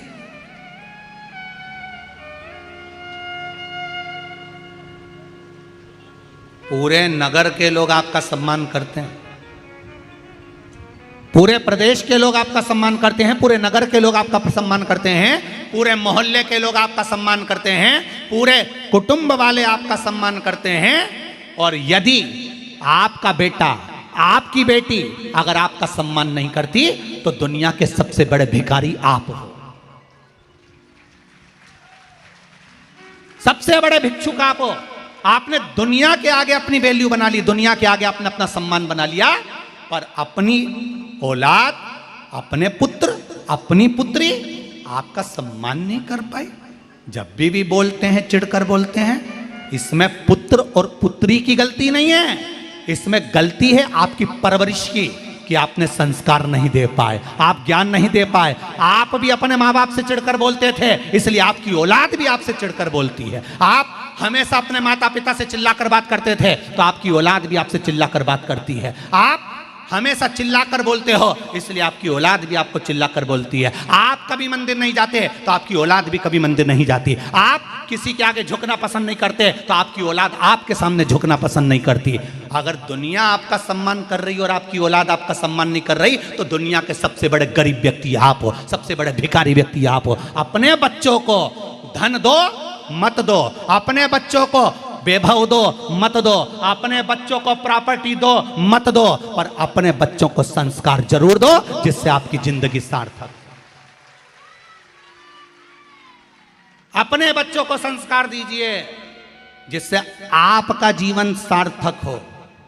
आप अपने लिए क्या कर रहे हो? अपने लिए, अपने बच्चों का। मैंने बच्चों के नाम पे एक पेट्रोल पंप कर दिया, मैंने बच्चों के नाम पे प्रॉपर्टी कर दी, मैंने पत्नी के नाम पर यह कर दिया, मैंने उनके नाम पे यह कर दिया। बच्चों को मैंने कलेक्टर बना दिया, बच्चों को मैंने इंस्पेक्टर बना दिया, बच्चों को मैंने एसपी बना दिया, बच्चों को मैंने डॉक्टर बना दिया, बच्चों को मैंने इंजीनियर बना दिया, बच्चों को मैंने सब कुछ बना दिया। पर वो बच्चे आपसे स्माइल से बात करते हैं, वो बच्चे आधा घंटा आपके पास में आकर बैठते हैं, वो बच्चे आपका सम्मान करते हैं, वो बच्चे रोज आपको प्रणाम करते हैं, वो बच्चे जैसे बचपन में मम्मी के गले आकर मिलते थे, बुढ़ापे में माँ के गले में हाथ डालकर कहते हैं, माँ तुझे कोई चिंता तो नहीं है, तू खुश रहा कर, अब तेरा बेटा कलेक्टर बन गया, अब तेरा बेटा मिनिस्टर बन गया, अब तेरा बेटा डॉक्टर बन गया, माँ तू खुश तो है। जो बच्चे इस तरह से अपने माँ बाप से व्यवहार करते हैं, तो समझ लेना तुमने कुछ कमाया कि नहीं कमाया, पर संस्कार तो कमा लिए, संस्कार कमा लिए।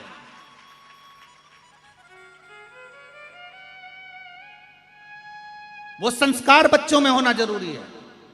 क्या दे रहे हो अपने बच्चों को? प्रॉपर्टी? क्या दे रहे हो बच्चों को? गाड़ी? क्या दे रहे हो बच्चों को? बैंक का बैलेंस? किस काम का? बैंक का बैलेंस तो बेटा एक दिन अगर कंप्यूटर पे बैठ गया और एक दिन में डब्बा लगा दिया शेयर मार्केट से सब गोल, एक दिन कहीं किसी को अपना कोड बता दिया और उस कोड वाले ने बैंक में से डायरेक्ट निकाल लिया, काय का बैलेंस बचा? तुम अपने बच्चों को एक दिन गाड़ी लेकर गया, एक्सीडेंट हो गया, गाड़ी का नाश हो गया, जो मकान मिला था वो कर्जे में डूब गया, क्या दे रहे हो बच्चों को? केवल मकान, जमीन, जायदाद और गाड़ी और बंगला। बच्चों को दीजिए संस्कार कि बेटा जिंदगी में याद रखना, किसी से कर्जा मत लेना, शान से जिंदगी जीना और भगवान का भजन कर कर आगे बढ़ना। हाथ जोड़ना तो परमात्मा के जोड़ना, किसी के मत जोड़ना। ये संस्कार जब बच्चों को दे दिया, बच्चा निहाल हो गया।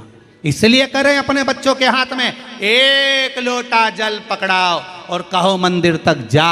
संस्कार दोगे, जिसके बच्चे मंदिर जाना चालू कर देते हैं, उसके घर के माँ बाप कभी वृद्धाश्रम में नहीं रहते हैं, घर में रहते हैं। तो वृद्धाश्रम में नहीं रहेंगे। ये जितने वृद्धाश्रम भरे पड़े हैं तुम्हारे रायपुर में, बिलासपुर में और भी बड़ी बड़ी जगह, भिलाई दुर्ग में जरा जाके तो क्या इनके वृद्धाश्रम में उनके बच्चों का माँ जो बूढ़े पड़े हैं उसमें, उनसे पूछो तुम्हारा बच्चा क्या है, वो कहेगा इंजीनियर है, कोई कहेगा मेरा बच्चा पढ़ा लिखा, मैंने अपने 4 बच्चों को बहुत पढ़ाया। कोई से मिलो तो एक बार वृद्धाश्रम में जाकर। किसी ठेले चलाने वाले का माँ बाप कभी वृद्धाश्रम में नहीं मिलते हैं, किसी गांव के व्यक्ति के माँ बाप कभी वृद्धाश्रम में नहीं मिलते हैं, हमेशा पढ़े लिखे व्यक्ति के ही मिलते हैं। क्यों? क्योंकि तुमने सब कुछ दिया पर संस्कार नहीं दिया। सब कुछ दिया, संस्कार नहीं दे पाए। अगर वो दे देते ना तो तुम्हें फिर बुढ़ापे में वृद्धाश्रम में जिंदगी नहीं निकालना पड़ता। तुम्हारी औलाद ससुराल वाले आए तो खुश होकर बात करे और बूढ़े माँ बाप से चिढ़कर बात करे, उस दिन माँ बाप को कह देना चाहिए इसलिए पैदा नहीं करा तुझको कि तेरी सुनूंगी मैं।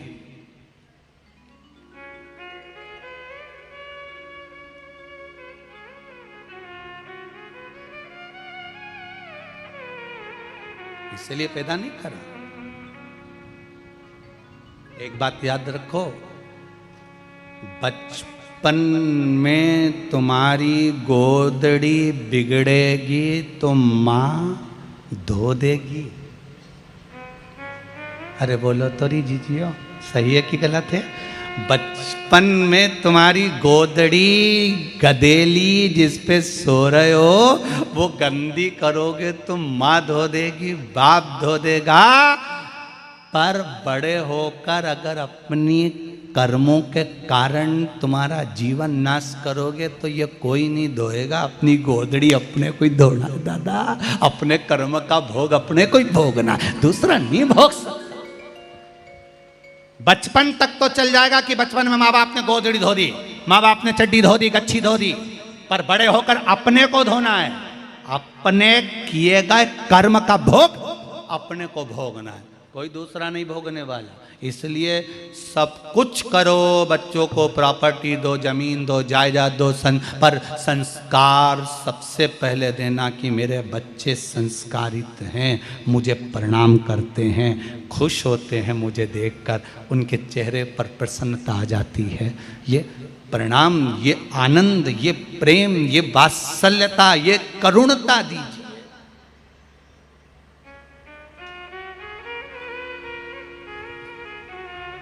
देव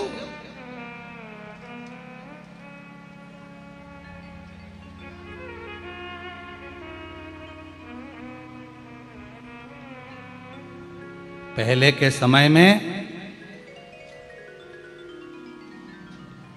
बूढ़ी बूढ़ी माताएं बाजार जाती थी तो 2 कटोरी लेके नहीं आती थी।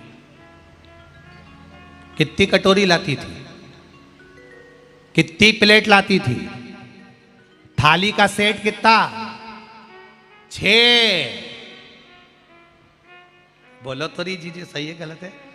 6 कटोरी का सेट देना, 6 थाली का सेट देना, 6 कप देना। 2 लाती थी क्या? 2 प्लेट लाती थी क्या? नहीं। पहले के समय में माताएं 6 थाली का सेट लाती थी, 6 कटोरी का सेट लाती थी, 6 गिलास का सेट लाती थी, 6 कप का सेट लाती थी। वो तो अब दुनिया के लोगों ने कह दिया हम 2, हमारे 2, पर पहले तो सेट चलता था। आप और हम में भी बहुत सेट है। परिवार, भाई बंधु कुटुंब, देवरानी जेठानी, बच्चे, काका काकी, ताऊ चाचा, सबसे जुड़कर बना होता था परिवार। उसका एक आनंद ही दूसरा होता था। वो सेठ है। अशोक सुंदरी का विवाह राजा नहुष के साथ करना पक्का कर दिया। राजा नहुष के साथ में पक्का हो गया। एक बार अशोक सुंदरी घूम रही थी, अशोक सुंदरी को एक दैत्य ने देख लिया जिसका नाम हुंड था। हुंड नामक दैत्य ने जब अशोक सुंदरी को देखा, बड़ी सुंदर है, इतनी सुंदर। दैत्य हुंड ने विचार करा इस अशोक सुंदरी को मैं अपना बनाऊंगा, इससे विवाह मैं करूंगा। और दैत्य हुंड ने एक पत्र लिखा और पत्र एक द्वारपाल के हाथ भेज दिया अशोक सुंदरी के पास कि अशोक सुंदरी, मैं तुम्हें स्नेह करता हूं, मैं तुम्हें प्रेम करता हूं, मैं तुम्हें अपना बनाना चाहता हूं, तुम मुझसे विवाह करो, तुम मुझसे शादी करो, तुम मुझसे विवाह करो।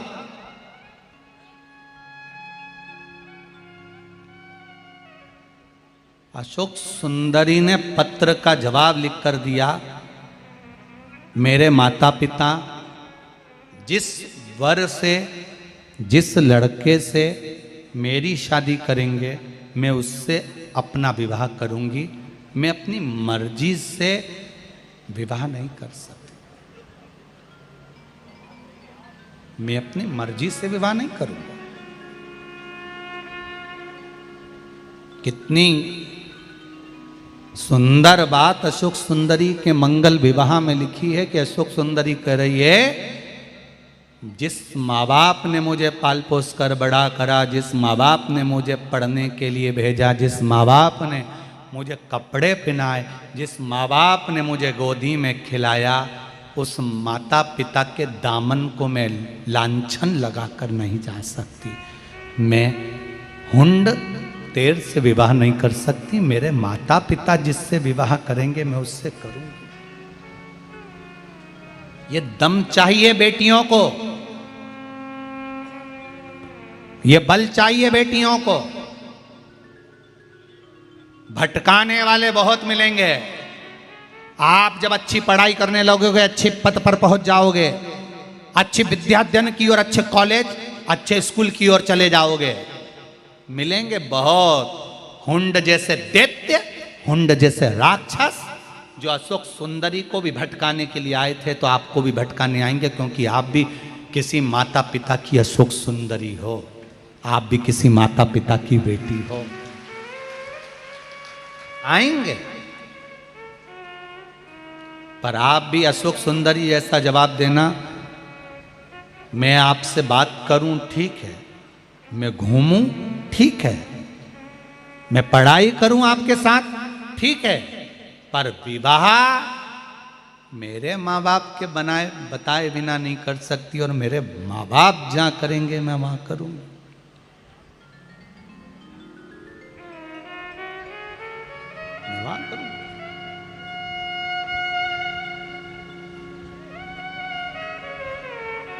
अब हुंड ने देखा कि ये ऐसे मानने वाली नहीं है, तो हुंड ने पता करा कि ये अशोक सुंदरी का विवाह पक्का किससे हुआ। मालूम पड़ा राजा नहुस से। हुंड ने कहा राजा नहुस को गिरफ्तार कर लो, पकड़ लो, कैद में रख दो, इसको उठा ले जाओ,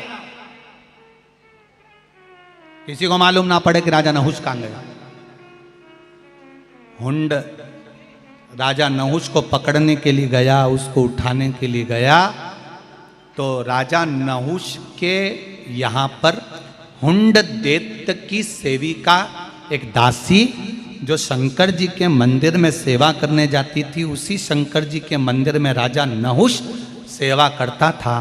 तो उस दासी ने, जो हुंड राक्षस की दासी थी, उसने कहा राजा नहुस, आज तुम्हारा किडनैप होने वाला है, आज तुम्हें पकड़ने वाले हैं, आज तुम्हें उठा कर ले जाएंगे, आज तुम्हें ओझल कर दिया जाएगा।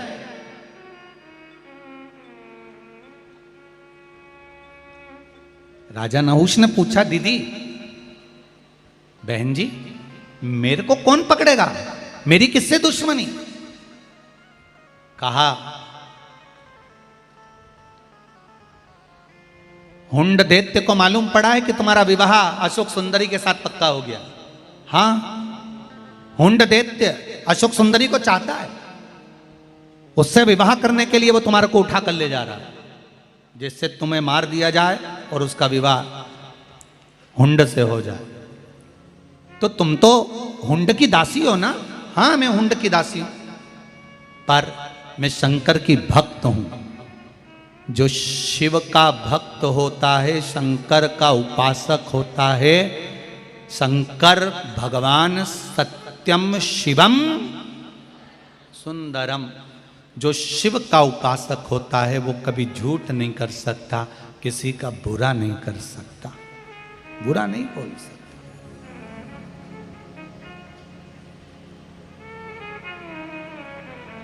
एक बात कहूं छत्तीसगढ़ की, बोले, ये बिल्कुल सत्य है कि शिव का जो उपासक होता है वो कभी किसी का बुरा नहीं कर सकता। हम बच्चे लोग बता रहे थे कि गुरुजी, छत्तीसगढ़ की एक बात हम कहना चाहें गुरुदेव। हमने कहा बोलो, क्या बात है।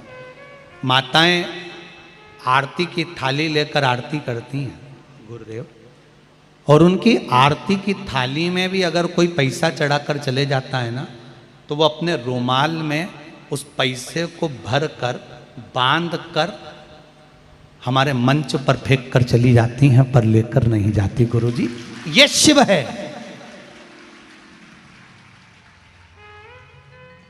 आज के जमाने में तो लोग कथा होए और इतनी बड़ी होए तो लोग सोचते हैं कि व्यापार कैसे करना है, कमाना कैसे, कितनों को लूटना है, कितनों के गले में से चेन, कितनों के गले में से मंगलसूत्र, कितनों की जेब में से पर्स, कितनों के मोबाइल, कितनों का सामान, कितनों की गाड़ी, कितनों का सामान लेकर जाना है, ये सोच कर आता है आज का व्यक्ति। पर मैं धन्यवाद देता हूं छत्तीसगढ़ की इस धरा को जिसमें इतने अच्छे संस्कार शिव भक्ति के हैं।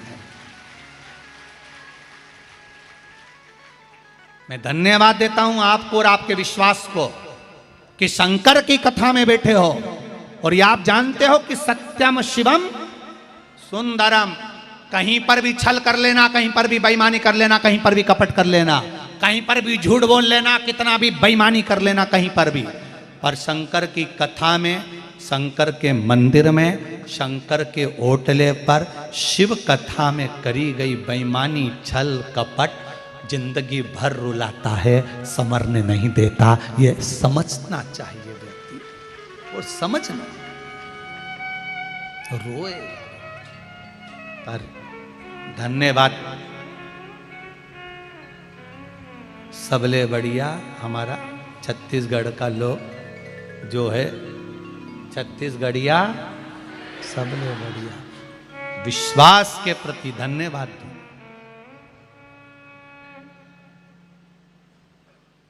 और सीख लो, अगली कथा 15 अगस्त से महाराष्ट्र में होने जा रही है। वहां के भी जितने भक्त कथा सुनने आए उनसे निवेदन है, कोई सोने की रकम पहनकर नहीं आए और ये भाव लेकर आना कि हमें समर्पण करना है, शिव के होकर जाना है, हमें शंकर। वैसे तो पूरा परली बैजनाथ के लोग, ब्राह्मण हो, क्षत्रिय हो, वैश्य हो, शूद्र हो, चारों वर्ण के लोग सेवा में लगे हैं। सबने तैयारी कर रखी है। कई होटल वालों ने अपनी होटलें, कई भोजन मिष्ठान वालों ने अपने का भोजन मिष्ठान सब खोल दिया है भक्तों के लिए कि परली बैजनाथ कोई आ रहा है, लोग भंडारे चला रहे हैं, भोजन करा रहे हैं। तो ये तो यहाँ पर भी कमी नहीं रखी। सती दादी मंडल की तरफ से भी प्रसाद बटा, महेश्वरी महिला मंडल, अग्रवाल समाज, साहू समाज, ना जाने कितनी कितनी संस्थाएं रोडों पर अपना अपना तंबू लगाकर कोई पानी, कोई प्रसाद बांट रहा था। कथा कोई भी करा है, हम हमेशा व्यासपीठ से कहते कोई कथा करा है, किसी के यहां भी कथा हो, पर आप अपना दरवाजा छोड़कर भक्तों की सेवा के लिए अपने द्वार के बाहर जरूर खड़े हो जाओ, क्योंकि ये शंकर के भक्त बार बार नहीं आएंगे। ये शिव के भक्त बार बार कभी आएंगे? अब ये भाटापारा में कोई आने वाला है? अरे बोलो तो जी जी हो, तुम आने वाले हो, जो यहाँ के हैं वो यहीं, और इनके कहीं के रिश्तेदार आ गए तो आ गए, बाकी का कौन आ रहा है? शिव भक्त ये लाखों की संख्या में कौन आ रहा? सेवा करी, उसके लिए बहुत बहुत साधुवाद, बहुत साधुवाद, बहुत प्रेम से करी आप लोगों ने सेवा। कई कई दूसरे दूसरे गांव के लोगों ने भी बहुत सेवा करी है, बहुत साधुवाद, धन्यवाद। शर्मा परिवार तो करा, पर साथ में जो आप लोगों की सेवा है उसको भी स्वीकार है, बहुत। शिव कथा कह रही है, अशोक सुंदरी को डराया धमकाया, राजा नहुष को लेकर जाने लगे। तब राजा नहुष उस समय पर भगवान शिव की आराधना में लगे, तो अशोक सुंदरी को क्रोध आया और हुंड का वध कर दिया। तब राजा नहुष के साथ में अशोक सुंदरी का विवाह हो गया। समय आया, अशोक सुंदरी के गर्भ से 2 बेटों ने जन्म लिया, याति और ययाति। 100 कन्याओं ने जन्म लिया, और भगवान माता अशोक सुंदरी के घर में फिर ययाति के घर में बच्चे हुए, जिनके यहाँ तुर्वस, अनु और द्रुहु, यदु, पुरु, ये सब 5 जो पोते हुए हैं अशोक सुंदरी के, ये पांचों की पांचों पोते के बल पर ये पूरा ब्रह्मांड की रचना का क्रम प्रारंभ हुआ। आगे वर्णन आया है सुंदर प्रसंग में। अशोक सुंदरी एक दिन अपने पिता के पास में जाकर बैठकर अपने पिता से ज्ञान एकत्रित करती है, और उस ज्ञान के बल पर भगवान शिव की आराधना कर कर जलपात्र की महत्वता, दीप की महत्वता को समझते हैं। जल पात्र की महत्वता आपको पहले भी कथा में कहा, जो सुख सुंदरी के भाव से वर्णित है। अपने घर से जब पात्र लेकर जाते हैं जल का, शिव जी को चढ़ाकर चढ़ा हुआ जल थोड़ा सा उस पात्र में अवश्य लेकर आना चाहिए। ये घर में समृद्धि देता है। ये जल पात्र की महत्वता, जल पात्र की महत्वता। शिव महापुराण में तुमरुका जी चंचुला देवी को 12 ज्योतिर्लिंग का सुंदर वृत्तांत वर्णन करते हैं। सोमनाथ जी का वर्णन किया, चंद्रदेव को काया के रोग से मुक्त करा। आगे वर्णन आया है श्री मल्लिकार्जुन जी का, कार्तिक रुष्ट होकर चले जाते हैं, जिनको मनाने के लिए शंकर पार्वती जाकर स्वयं मनाते हैं। आगे वर्णन आया महाकाल का, दूषण नाम के राक्षस का संहार करने के लिए भगवान काल बनकर प्रगटे, उन्हीं का नाम महाकाल हुआ। फिर वर्णन आया है ओमकारेश्वर जी का, बिंद नामक पर्वत ने तप किया, उस तप के बल पर नर्मदा जी ओम के रूप में प्रवाहित हुई। शिव जी का नाम ओमकारेश्वर, शिव जी का नाम ओमकारेश्वर। अगला वर्णन आया केदारनाथ, नर नारायण ने तप कर कर भगवान शंकर को प्राप्त किया है। फिर वर्णन आया है भीमा शंकर, कुंभकर्ण की धर्म पत्नी करकटी के पुत्र भीम ने सारे देवालय तोड़वा दिए थे। शंकर भगवान ने आकर भीम का संहार करा। शिव जी का नाम भीमा शंकर। अगला वर्णन आया है काशी विश्वनाथ, मनु शत्रुपा ने तप कर कर भगवान शिव को विराजमान किया। गौतम बाबा पर गौ हत्या का दोष लगा तो भगवान ब्रह्मा विष्णु महेश यहाँ लिंग के रूप में विराजमान हुए, त्र्यंबकेश्वर नाम पड़ा। अगला वर्णन वैद्यनाथ जी का, रावण को लघु शंका लगने पर भगवान शिव को भूमि पर रखा, उठे नहीं तो बाबा वहां विराजमान हुए, वैद्यनाथ के रूप में विराजित होते। अगला वर्णन नागेश्वर, दारुक नाम के राक्षस का संहार भगवान ने नागेश्वर बनकर करा। फिर वर्णन आया है रामेश्वर का, राम जी महाराज लंका पर चढ़ाई करने से पहले, सेतु बांधने से पहले शिव जी की आराधना करते हैं। शंकर भगवान की स्थापना करी, भगवान रामेश्वरम के रूप में विराजमान। देखिए शंकर भगवान की आराधना केवल संसार का मनुष्य नहीं कर रहा है, शिव जी की आराधना स्वयं राम और कृष्ण भी कर रहे हैं। शिव जी की आराधना जनक और दशरथ जी ने भी करी है। शिव जी की आराधना परशुराम भगवान ने भी करी तो दत्त ने भी करी है। शिव जी की आराधना ऐसी कोई सती,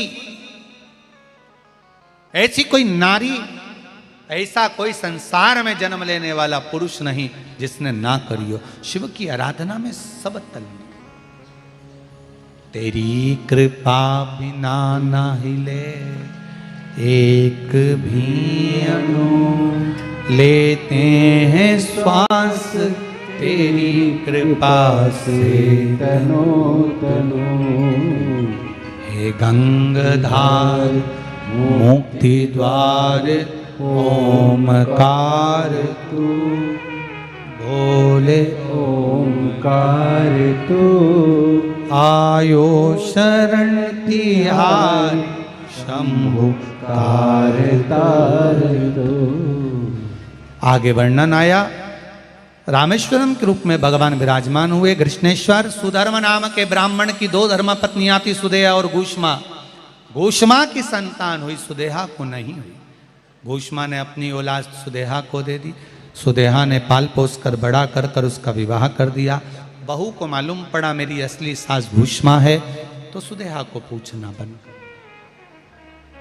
सुदेहा ने उस पुत्र के टुकड़े कर कर तालाब में फेंक दिए। तालाब में फेंका। घूष्मा शिवलिंग का निर्माण कर कर, पार्थिव शिवलिंग बनाकर पूजन कर कर विसर्जन करने जा रही थी। मन में आया बेटे को बहुत दिन से नहीं देखा। मरा हुआ 1 हफ्ता पुराना पुत्र तैरता हुआ तालाब में से बाहर आ गया। भगवान ने घूष्मा के पुत्र को जीवित करा, कृष्णेश्वर महादेव हो गए। ये 12 ज्योतिर्लिंग का चरित्र तुमरुका जी चंचुला देवी को श्रवण कराते हैं। चंचुला ये पावन भगवान का चरित्र सुनकर जीवन मनुष्य का कृतार्थ हो जाता है। चंचूला जीवन को एक आनंद देने वाला, ये श्रावण का महीना सुख देने वाला है, आनंद देने वाला है। और उस श्रावण के महीने में जो आपने 2 लोटा जल शंकर भगवान को चढ़ाया है, ये 2 लोटा जल केवल सावन में चढ़ाना है आपको, सावन के बाद नहीं। सावन के बाद फिर वापिस जम के बोलो जरा, 1 लोटा जल फिर सावन के बाद। दिल से शिव की आराधना करो, दिल से शंकर की आराधना। चंचूला का पति प्रेत योनि से छूट गया, प्रेत योनि से छूटकर चंचूला का पति भगवान शिव के धाम जाता है। चंचूला पति लोक को जाती है। भगवान शिव के चरणों में तुमरुका जी ने कहा, बाबा मैंने कथा कही, आपने सुनी। शिव महापुराण का कोई जजमान है तो शंकर और पार्वती है। शर्मा परिवार शिव महापुराण के यजमान बनकर विराजमान हुए हैं, तो ये शिव और पार्वती का ही एक स्वरूप, शंकर और पार्वती का एक स्वरूप विराजमान है कि इन्होंने कथा का रसास्वादन कराया। महाराज तुमरुका जी ने कहा, बाबा संपूर्ण विश्व के कल्याण के लिए, शिव महापुराण के लिए कुछ शब्द। शंकर भगवान ने कहा, सुनो तुमरुका जी, मृत्युलोक में अकाल मृत्यु को हरने वाला, संपूर्ण दुख का नाश करने वाला, कष्ट को मिटाने वाला, संपदा वैभव देने वाला, ये शिव महापुराण की कथा हो। तुमरुका जी, जो नारी पुरुष बेटा बेटी इस शिव महापुराण की कथा को दिल से सुनेगा, उसकी कामना मैं स्वयं उसके हृदय में बैठकर पूर्ण कर दूंगा। ये शिव का 6 दिन तक शिव महापुराण की पोथी पर चढ़ी हुई बेलपत्र औषधि का कार्य करेगी। 7वें दिवस की बेलपत्र विराम की कुबेर का भंडार बनने वाली होगी। भगवान अपने मस्तक की बेलपत्र उतार कर पोथी को समर्पित कर देते हैं। शंकर भगवान की पोथी पर समर्पित कर कर देव अधिदेव महादेव उस पोथी को अपने हृदय में समाहित कर लेते हैं। तुमरुका जी ने जय जय घोष करी है। भाव भक्ति के साथ तुमरुका जी भगवान से कहते हैं, भोलेनाथ, चंचूला देवी बेधव्य होकर शिव महापुराण की कथा को करवाकर अपने पति के लोक को जाती है। सौभाग्यवती नारियां इस पावन कथा को श्रवण कर कर अखंड सौभाग्य धारण करती हैं। कुंवारी बेटियां, कुंवारे पुत्र इस कथा को सुनकर आनंद पूर्वक सुख को भोगते हैं। जो जिस कामना से इस पावन शिव महापुराण की कथा को सुनेगा, कराएगा, करेगा, उसके जीवन का एक आनंद वो पाएगा। मैं बहुत बहुत साधुवाद इस शर्मा परिवार को देता हूँ, भाटापारा वालों, आप लोगों को, आए हुए अतिथियों को, सबको देखता हूँ। आस्था चैनल के श्रोता भाई बहन, फेसबुक यूट्यूब के भाई बहन जो इस पावन कथा को श्रवण कर रहे हैं, उन सभी को नमन करते हुए बाबा से विनती करता हूँ, बाबा सबका कल्याण करे। सर्वे भवन्तु सुखी, सबकी झोलियाँ खुशियों से भरी है। बाबा शर्मा परिवार ने बड़े आनंद के साथ अश्विनी जी, भाभी जी और उनके पूरा भाई बहन कुटुंब परिवार, माता पिता, चाचा चाची कुटुंब, सब ने मिलकर इस कथा का रसास्वादन किया है। इन्हीं के परिवार में विधायक जी शर्मा जी, क्या नाम है उनका, जीवन जी, शिवरतन जी शर्मा जी, जो हमें तो नहीं लगा कि ये विधायक हैं, क्योंकि सेवा में लगे रहे। विधायक होते ना तो एक कुर्सी पर बैठकर आदेश देते, तुम ये करो, तुम वो करो, तुम ऐसा करो। पर हमने देखा कभी ये सामने तख्त पे चढ़ जाते हैं, कभी टेबल पर खड़े हो जाते हैं, कभी कोई काम करने लगते हैं। ऐसा लगता है। शिवरतन जी कहाँ हैं? जरा आओ, जरा इधर, एक शाल दो, जरा एक शाल दो।